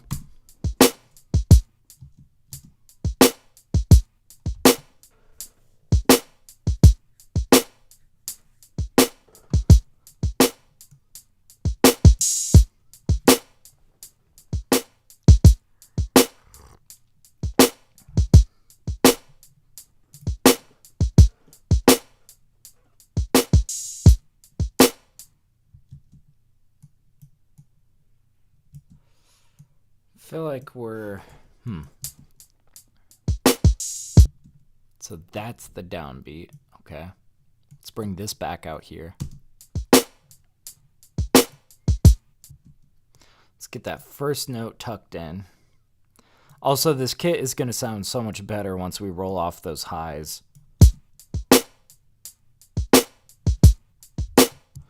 In fact, let's just go ahead and do that so we don't have to deal with this harsh sounding kit. I really love how these drums sound when you chop off those highs. Right? And also I see we're at 83.5 BPM. That's pretty gross. Let's bump it up to like 90, see how that feels.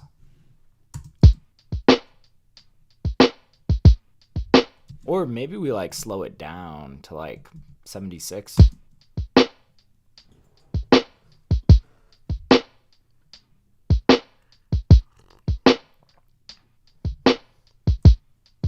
Okay.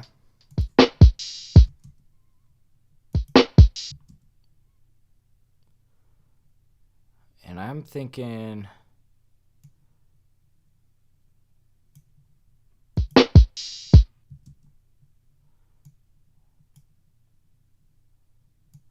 we need to tighten some of this up.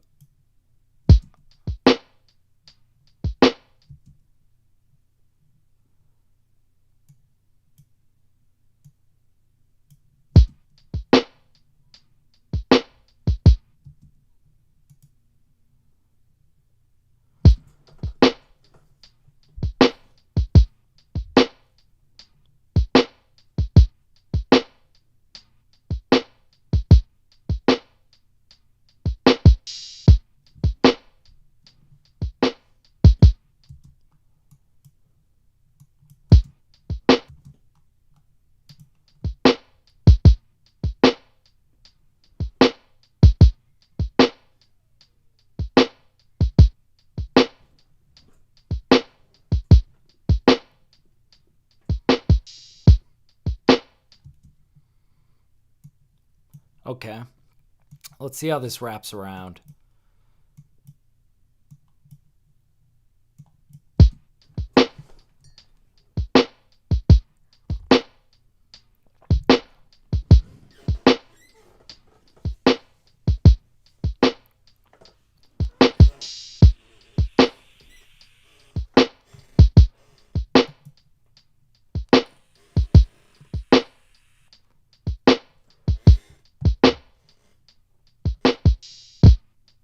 Yeah, kind of rough right there. Okay, let's fix that.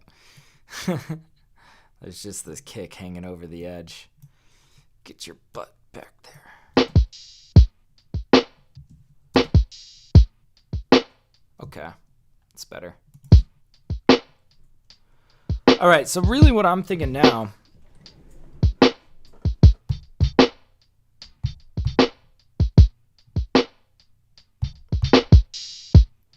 I want to add in secondary hi-hats that are going to kind of shuffle this. That'll be kind of cool. All right. How do I want to do this? Let's see.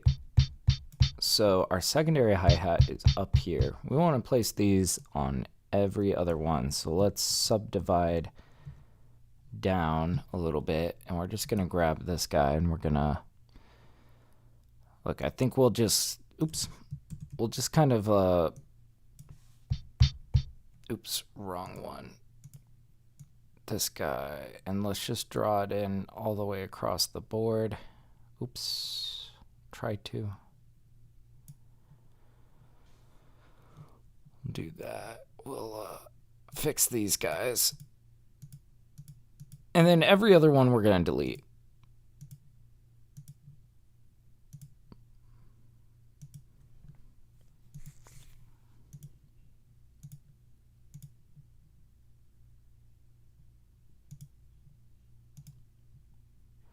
Pretty simple. A little tedious, but it will be so worth it.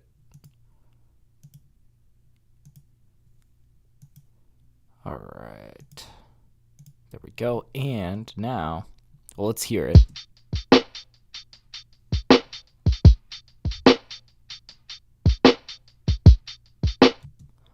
Oh, yeah. And then I think like this guy could disappear because we had a little drop out there.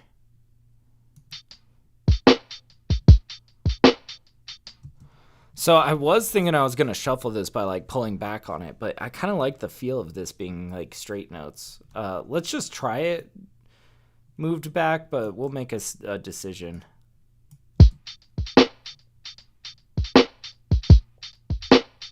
See, this is where it starts to get a little too sloppy.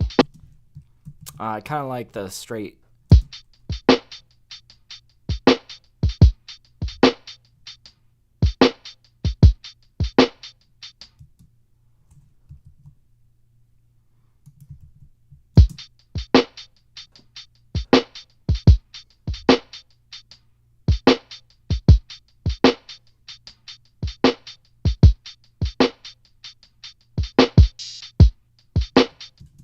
Ooh, that was interesting. So we had that open hat. It got cut by the secondary. I kind of dig that, though. That's kind of interesting.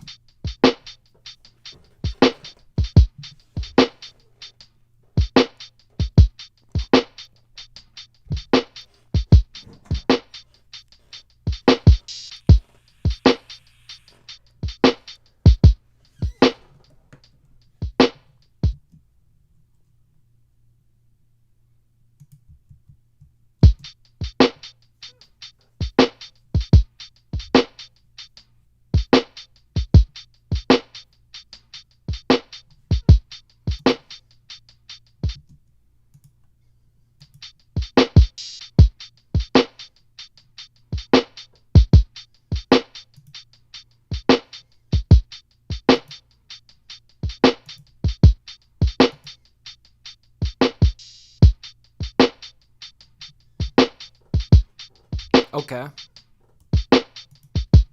I think we'll just take this secondary hi-hat. We'll kind of turn it down a bit.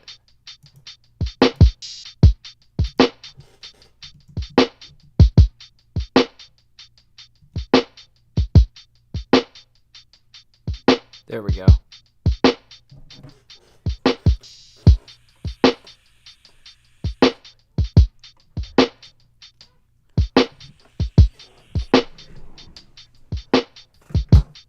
All right.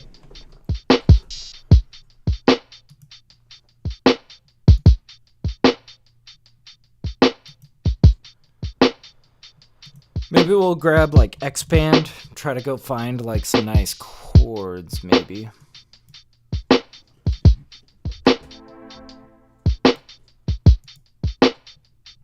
Let's go to our electric pianos and... Oh, what do I want? Golden EP. Ooh.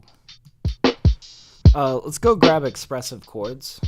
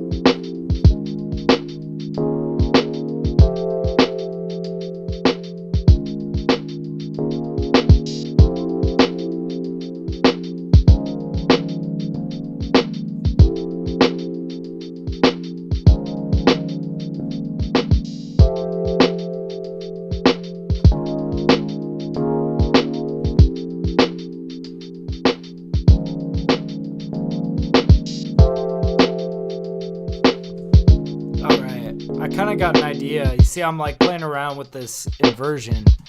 I think I want to make like one of the bass, the starting chord. This guy, I think I want to start with it right here. Switch it up. Let it play. So it feels higher. Step it down. There we go. But you see, that's where I'm fucking it up. That's okay. Let's mess around with that. All right. God, I love this expressive chords. It's sounding cool. All right. So let's start with it inverted down. All right, and I'm gonna try to do this live as I record it. All right.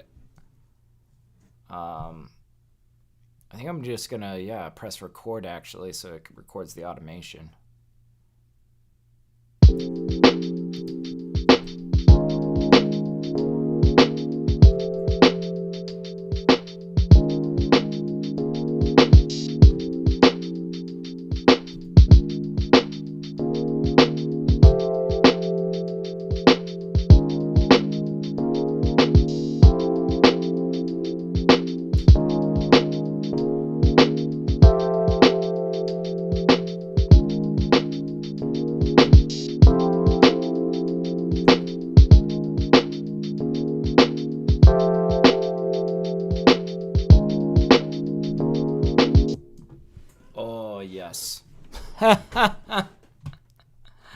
Dude, that's cool. That's really cool.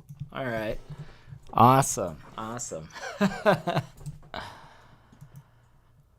Oh, man. Okay.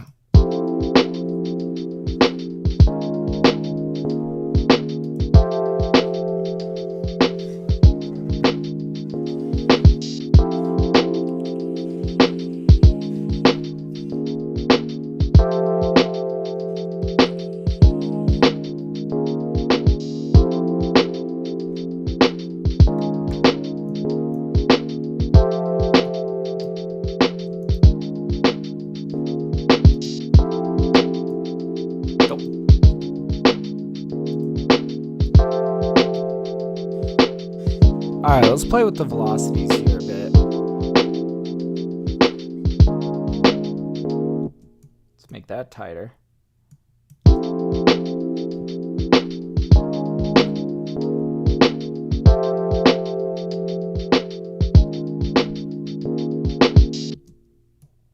little bit tighter.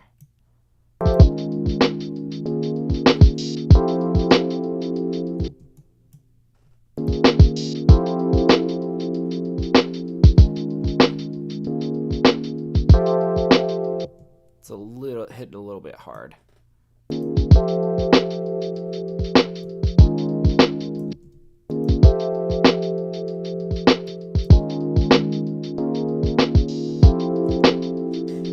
Okay.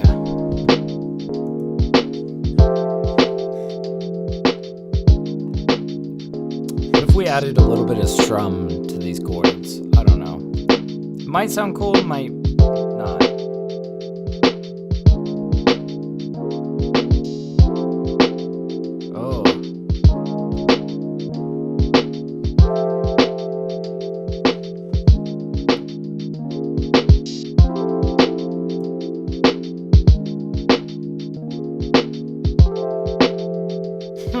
It's kind of cool.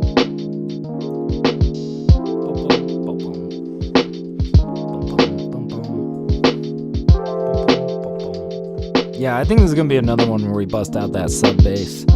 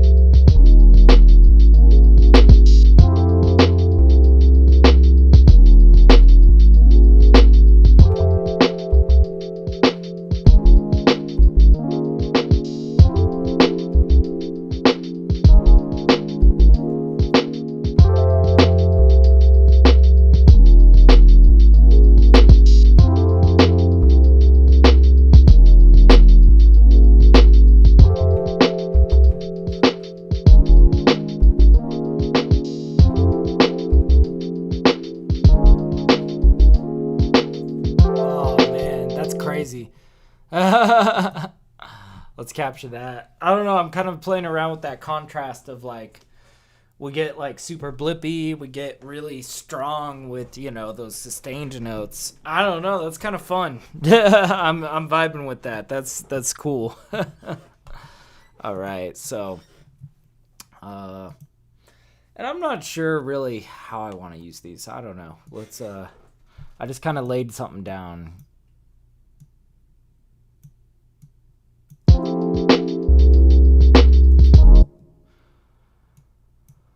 So, and I think we're like super in the red here. This might sound a lot better if we pull this down a few dB.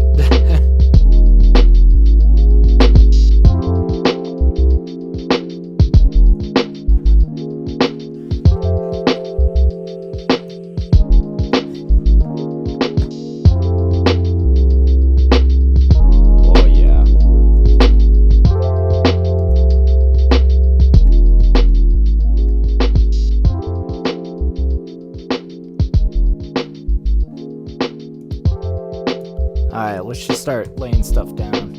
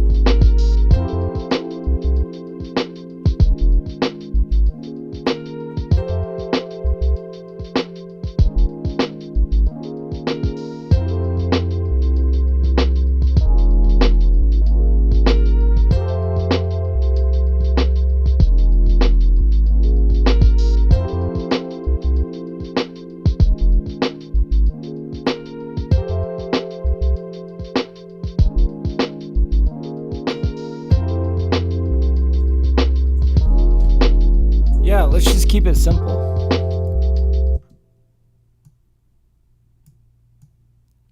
All right. Yeah.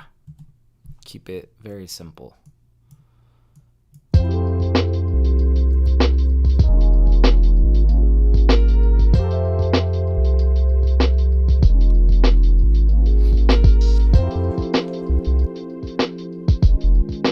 don't know why this is already giving me like, you know, MF Doom, Take Me to Your Leader, kind of. I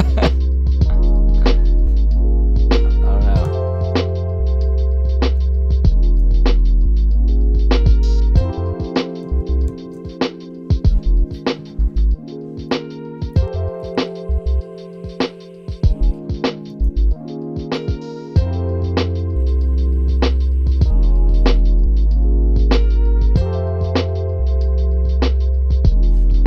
Honestly, you could just loop this, call it a beat.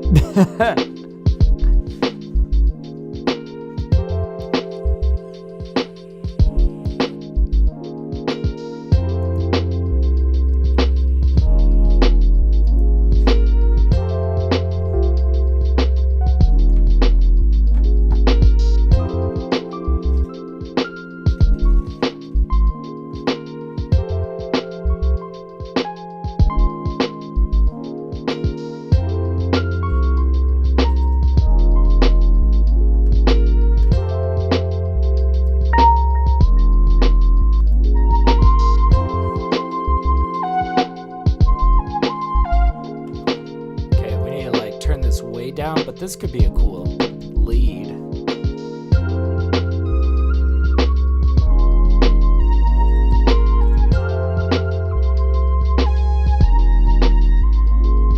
Yeah, very smooth. Thank you, man.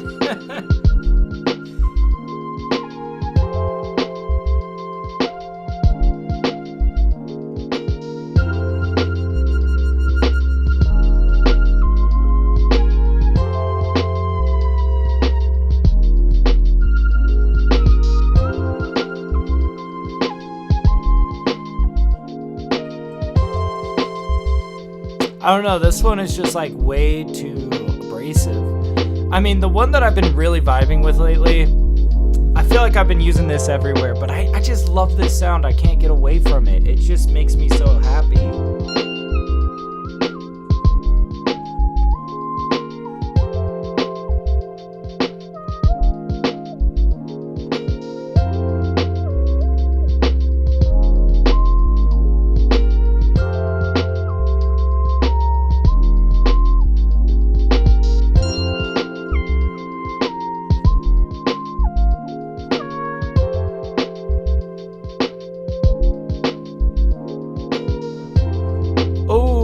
That was smooth. See, I can't get away from this synth lead. I love it. I love it to death. It is so good.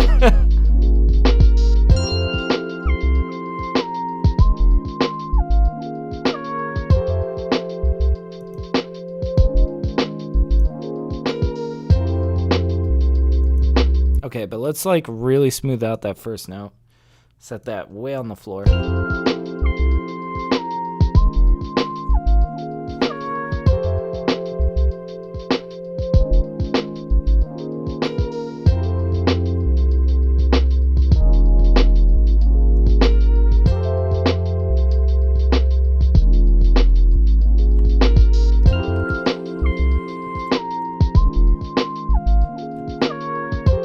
Probably turn this down even more.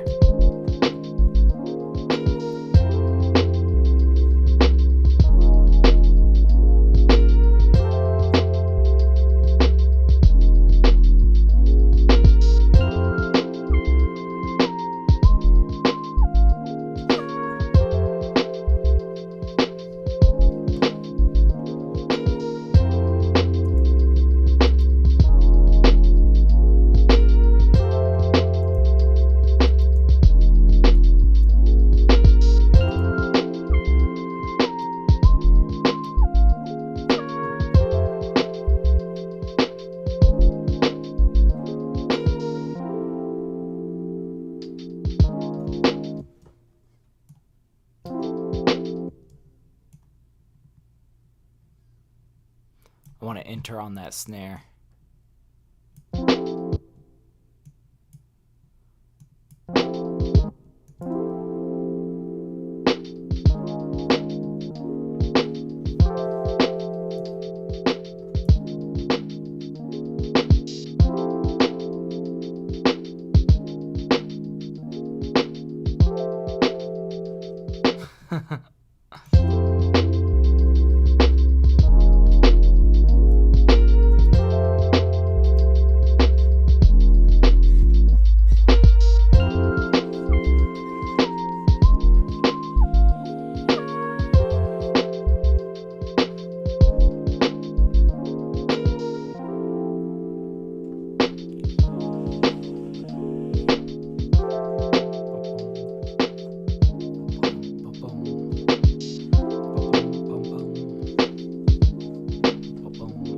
We do come in with a little bit of sub bass on this.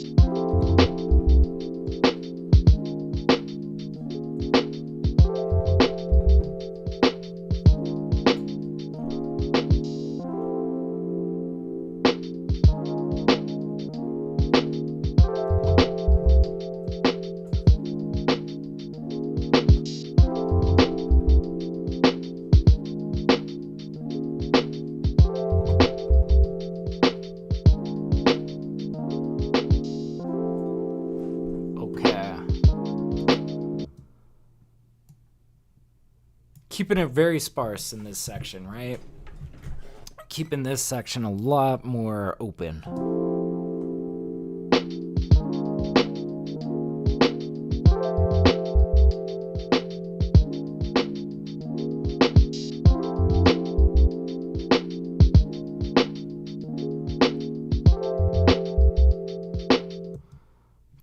those guys seemed a little tight.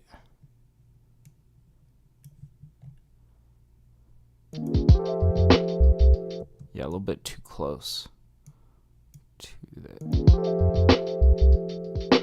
Much better.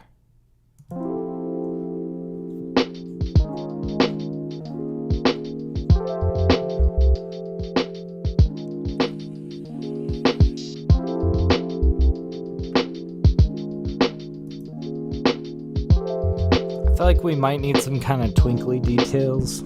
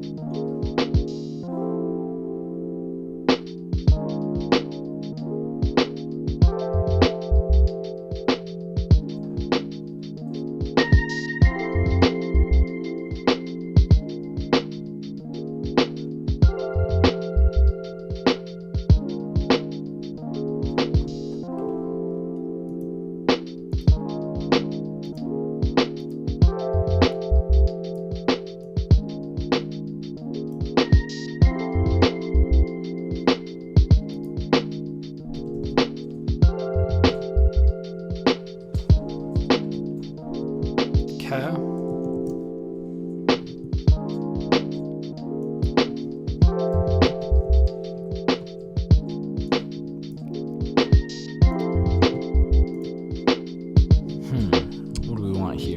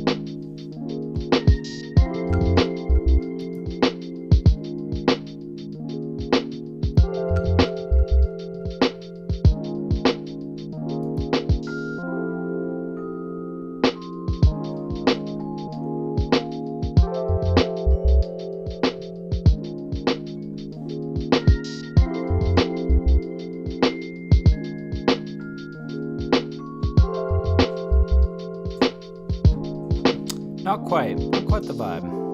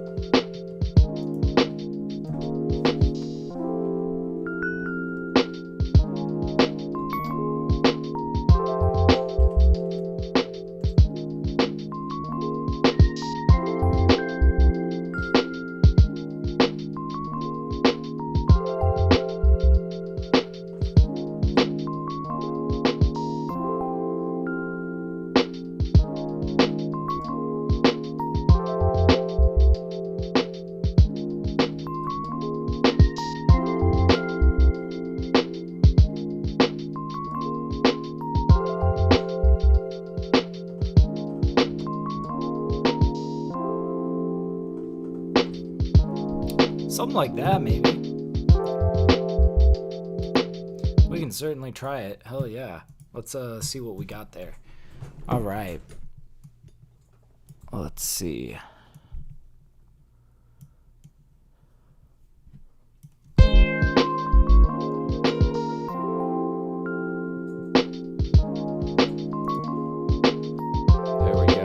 I see Signature was saying wood blocks. Ooh, maybe. I don't know.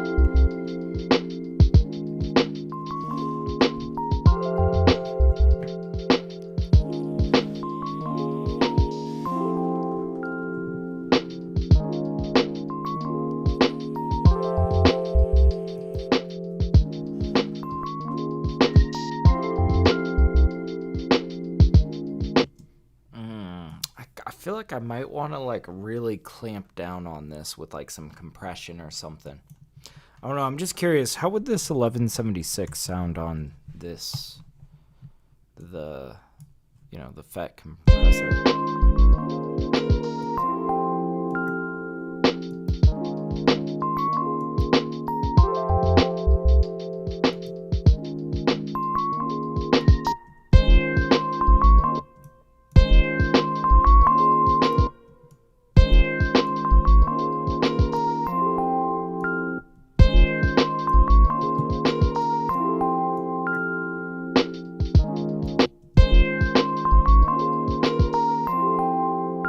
Okay, really pressing down on it with this compressor.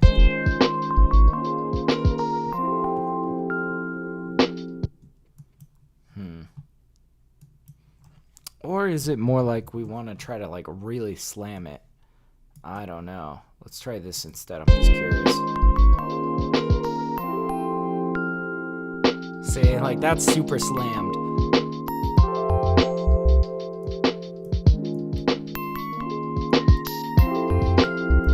Almost uncomfortably so, right?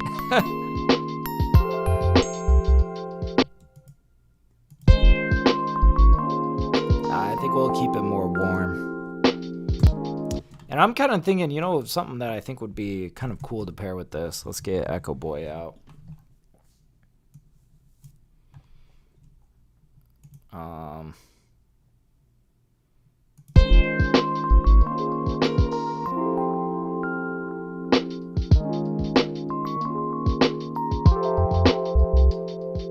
Ooh.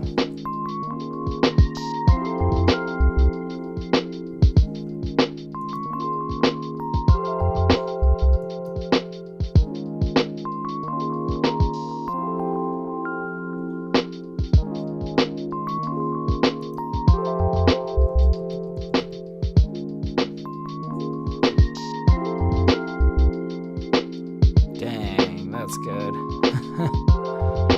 But yeah, Mammy says, well, I got stuck working on something and forgot what I was originally doing, but I made it back. Hey, welcome back. Nah, I can definitely relate. I am very, very ADD. I can never focus on one task, quite honestly. In fact, I feel like this is why it helps that I make beats in front of you guys, because I feel like when I'm in front of a camera, the likelihood that I'm gonna stand up and walk away and not finish the beat is, pretty slim.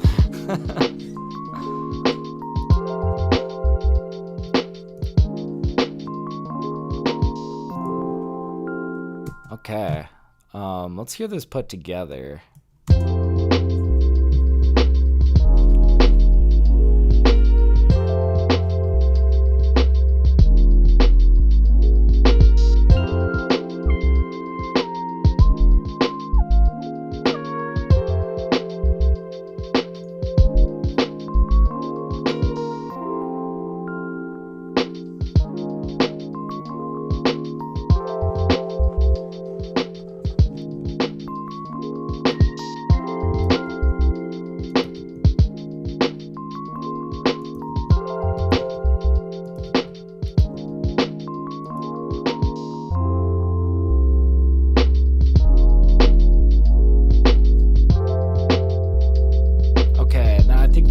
Crazy over here doing some fun stuff. We'll bring them back into this.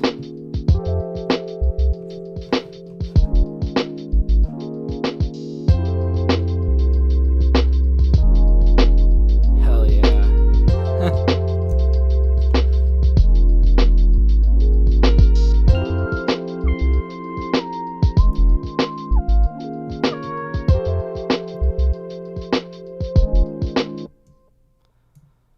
All right, let's start focusing this section.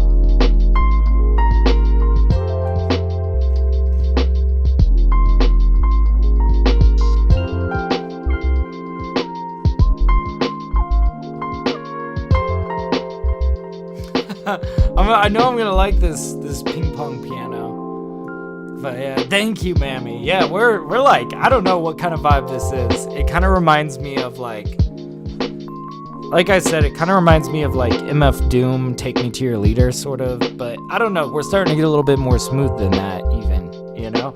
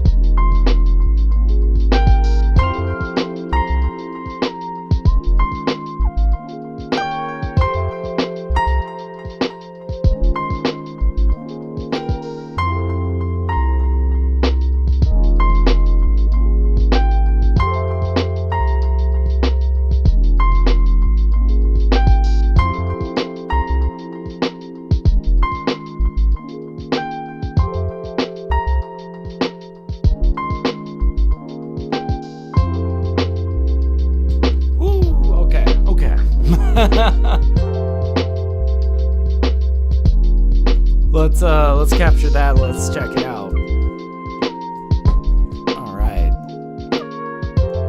Now this was recorded pretty damn loud, right? I think we need to tame this down. I think we're gonna do that just by first of all leveling, and then we're gonna compress. You know, I'm always telling you guys, before you go in with your EQs, your compression, all that, trying to fix things in roundabout ways, I think it just makes sense to try to get it gain staged first, you know?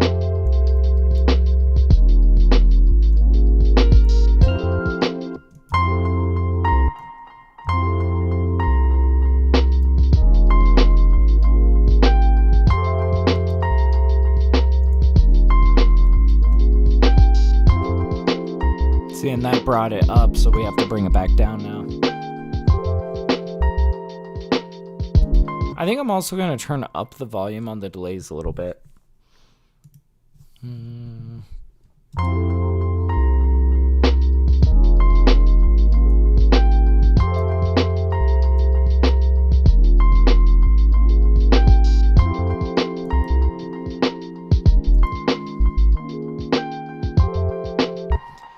And I'm also just curious, what if we used the 1176 instead? I'm trying to find more use cases for the 1176. I feel like it's a very finicky kind of compressor.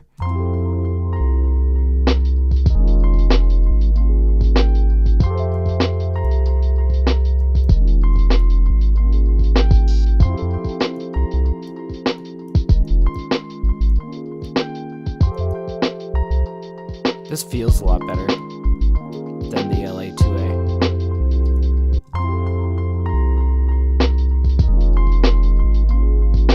Yeah, this feels like it's really clamping down on it. I like it.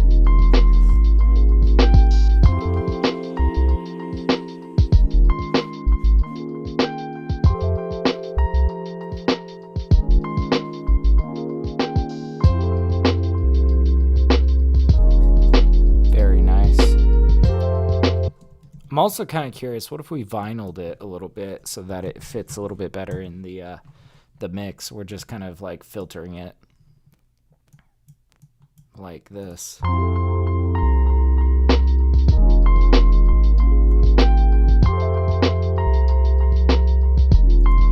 don't know why, this just feels like it fits better in the mix.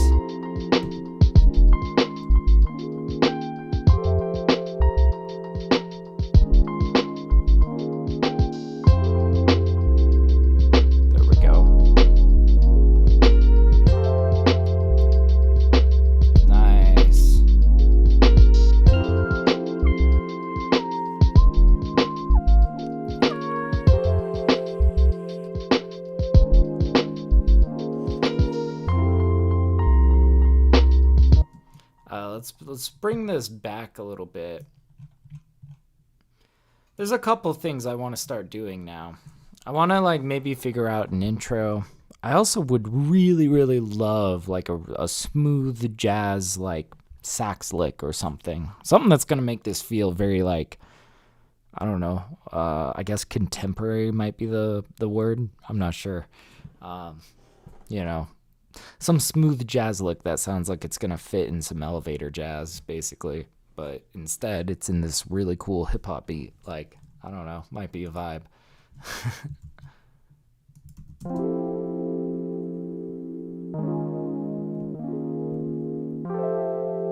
I love these chords.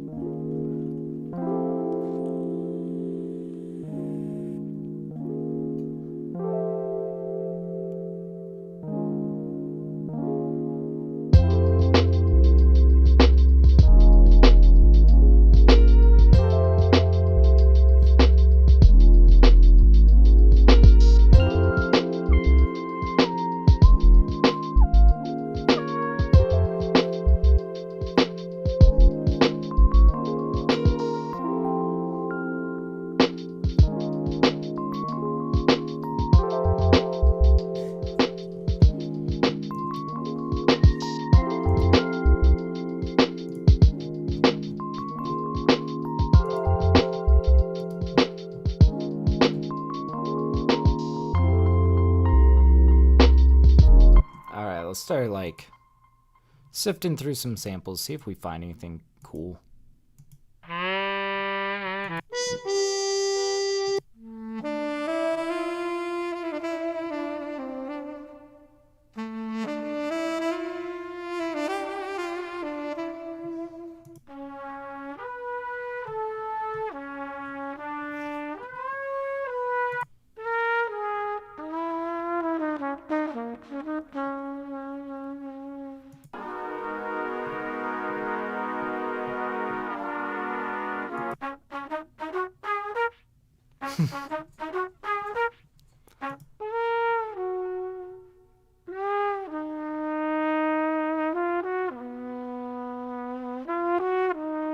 Like, that's a pretty slick trumpet lick.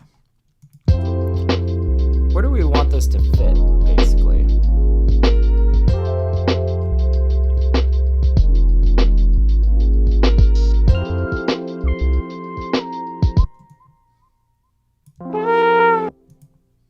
Yikes. Complex. Let's turn the volume way down.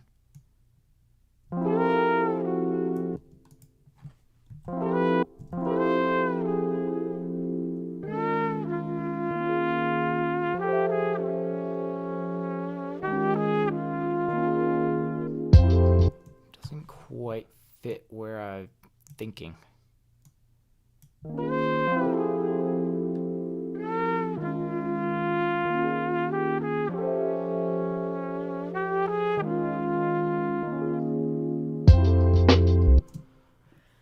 Doesn't quite, you know, I don't know, it doesn't do it for me.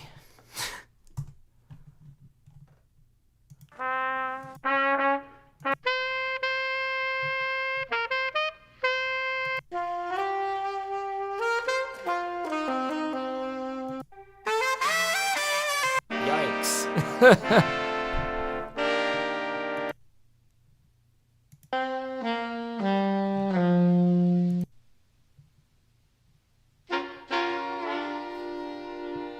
Ooh.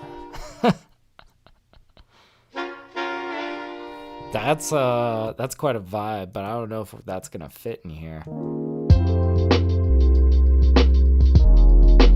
Bum, bum. Maybe. I mean, there's only one way to find out, guys. Let's fuck around with it. Bum, bum.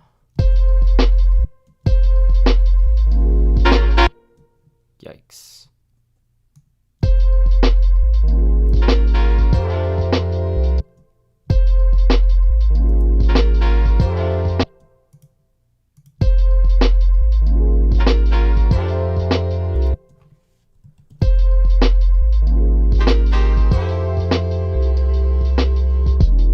Oh! I think we just discovered something really cool.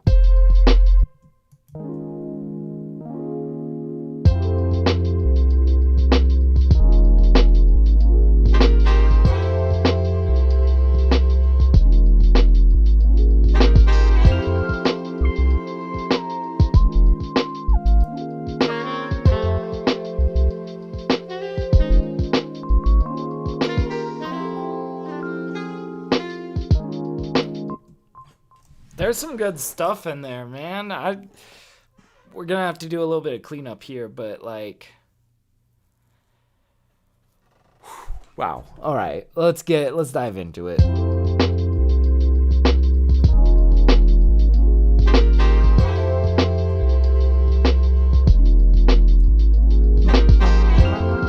Okay, we might want to try to tighten this if we can.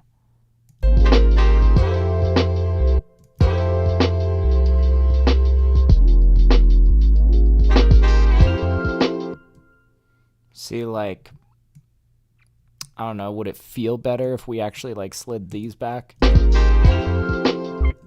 Probably. Probably. What about over here, though?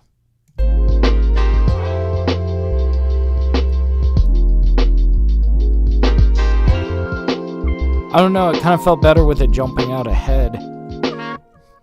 Like,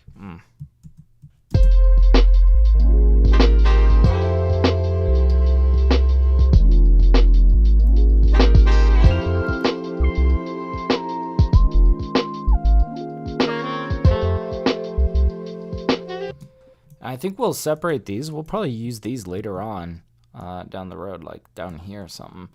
For now, let's focus these guys. And I'm trying to think how we might be able to get this to gel with the rest of the mix. I think a little bit of filtering might help, right? I really love this little vinyl plugin. I just feel like it helps sometimes when we're doing this sort of work, this sort of beat. Just filter it. It sits a little bit better in the mix. It's a little smaller in the mix. Yeah. Set this back a little bit.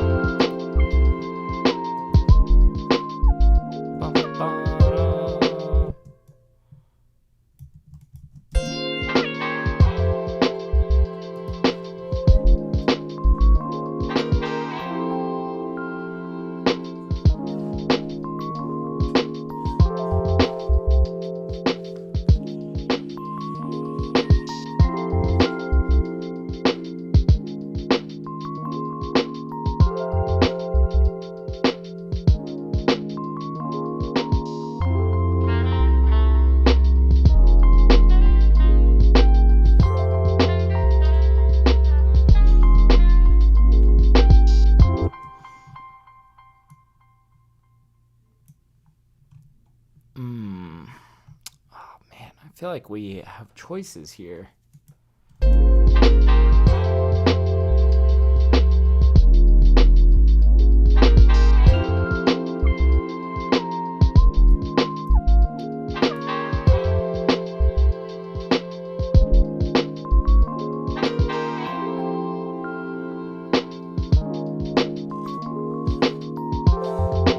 We could get this out of the way so that this guy really takes focus, you know?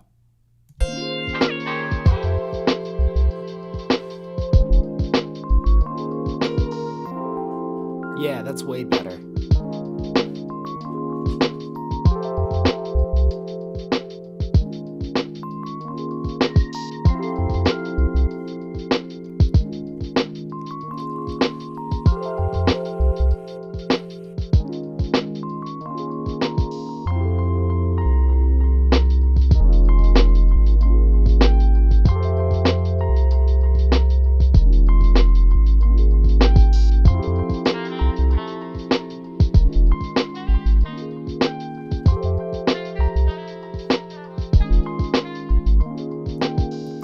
Bum, bum, bum, bum. That's what I'm thinking. Yeah. Yeah, let's mess with that. Bum, bum.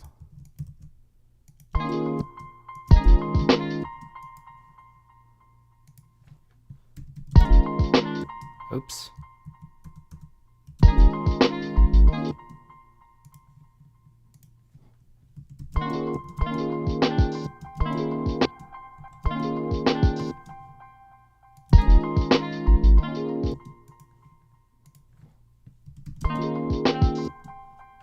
Oh.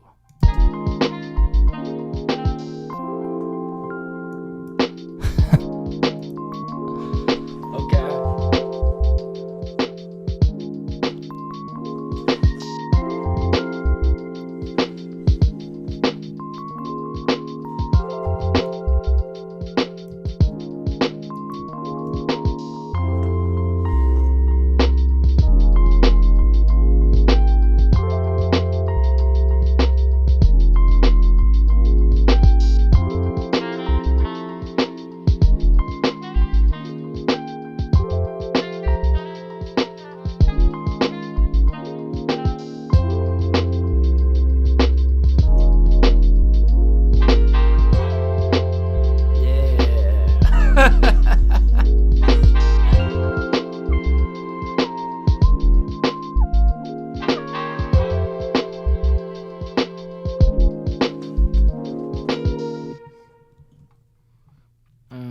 Okay, let's figure out what we're doing for this intro, and I've got kind of an idea for outro too.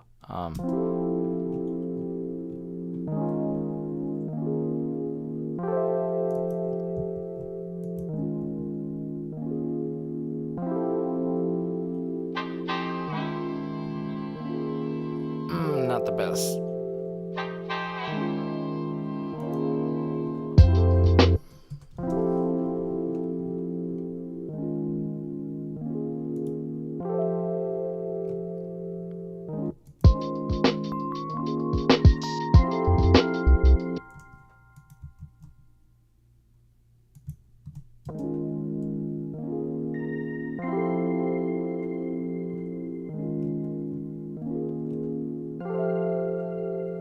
Just little tiny details to pull us along. In fact, what if we did just shorten this to this?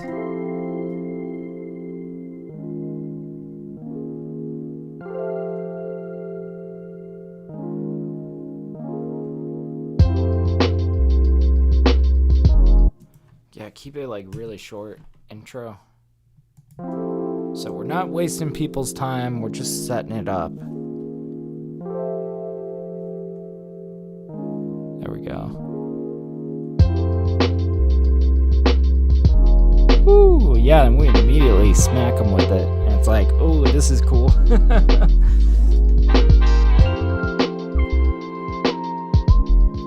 I kind of had an idea for outro. I was thinking, like, what if we just had them on this and we outro them? Like, I don't know where. We'll have to feel it out. I want to hear this through, though.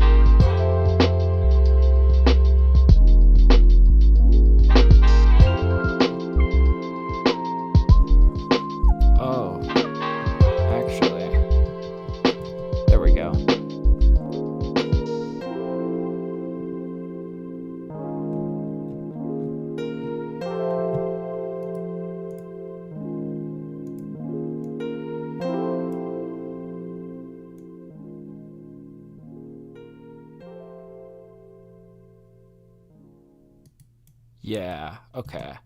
So basically right here is where we outro.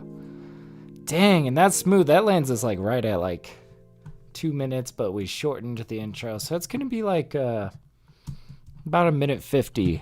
Tight beat, but I feel like it just, it feels good. Thank you, Signature. He says those roads is lovely. Yeah, dude, I don't know. I'm a big fan of just like really any electric piano. I just feel like is so rich and it just fills the mid-low range just so nicely. That, some colorful chords, I feel like that's always a good, that's like a sure setup for a good beat, Oh man, but yeah, speaking of which, I think we got a beat here, guys. Let's run it back. I want to hear that again. Dang.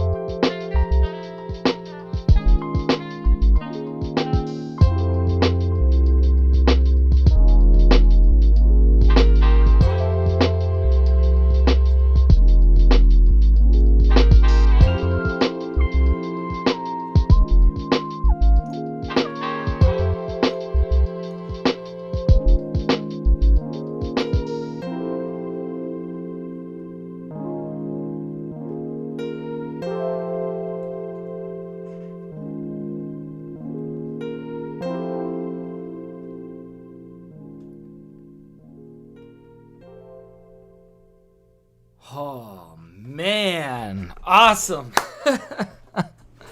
I'm feeling good about that beat, man. That is just awesome. Should we save it? I think we should probably save this. Yeah, we're on song 1002. All right. Wow, it is so weird being in the 1000s. Oh, man. Got all that extra labor of typing out a whole other number to save my beats. Man, now I'm curious. Now that I've rolled over to 1002, I'm curious if in my file system it's going to be all out of whack in how it's ordered. Who cares? It'll be good. Oh, man. But yeah, damn. We made some good beats today. So we made 2 beats today. Started with a really lovely lo-fi beat and ended on this, like, I don't know what you would call it. It's just like a smooth boom bap beat, Very smooth, very lovely vibes, I think I'll definitely be probably mixing down both of these on Thursday, and maybe I'll choose another one as well, a third one, just to keep us moving along. Actually, oh shit. Now that I think about it, I think I have jury duty this Thursday. That might suck. Yeah. When is it?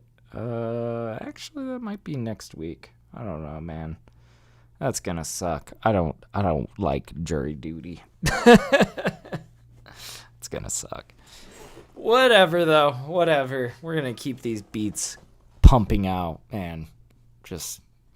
Yeah, if you guys haven't checked out the rest of the TapDaddyBeats YouTube channel yet, I've been dropping 30 beats in 30 days. I'm dropping a beat every single day. I'm about halfway through the 30 and 30.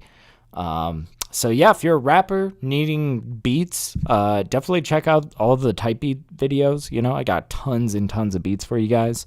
Also, if you are an artist, maybe in need of mixing services, definitely reach out to me. I got my email listed below. Would love to mix down your next project. And I guess aside from that, one last thing that I'll say is that tomorrow we got a competition day going on Twitch. First Sunday of every month, I host a beat battle and a rap cypher live on Twitch. So yeah, if you want to come spit some bars with us, go check out the Twitch channel, join the Discord, and then go check out, we have a whole category for competitions where you can enter. If you want to come throw down with us, I believe submissions close at noon Mountain Standard Time tomorrow. So you still got some time to enter if you want to get in. So we got a lo-fi beat battle and we got a pretty vicious rap cypher going on. So yeah, definitely come through. But anyways, I think that's all I got for you guys today. Thank you guys so much for hanging out. Cheers, Signature. I appreciate you for hanging out. Mammy, always good to see you. Always good to see you. Glad you came through. And yeah, shout out to everybody who hung out. Jabstep, thanks for chilling. Maui, Stink Out, it's always good to see you, man.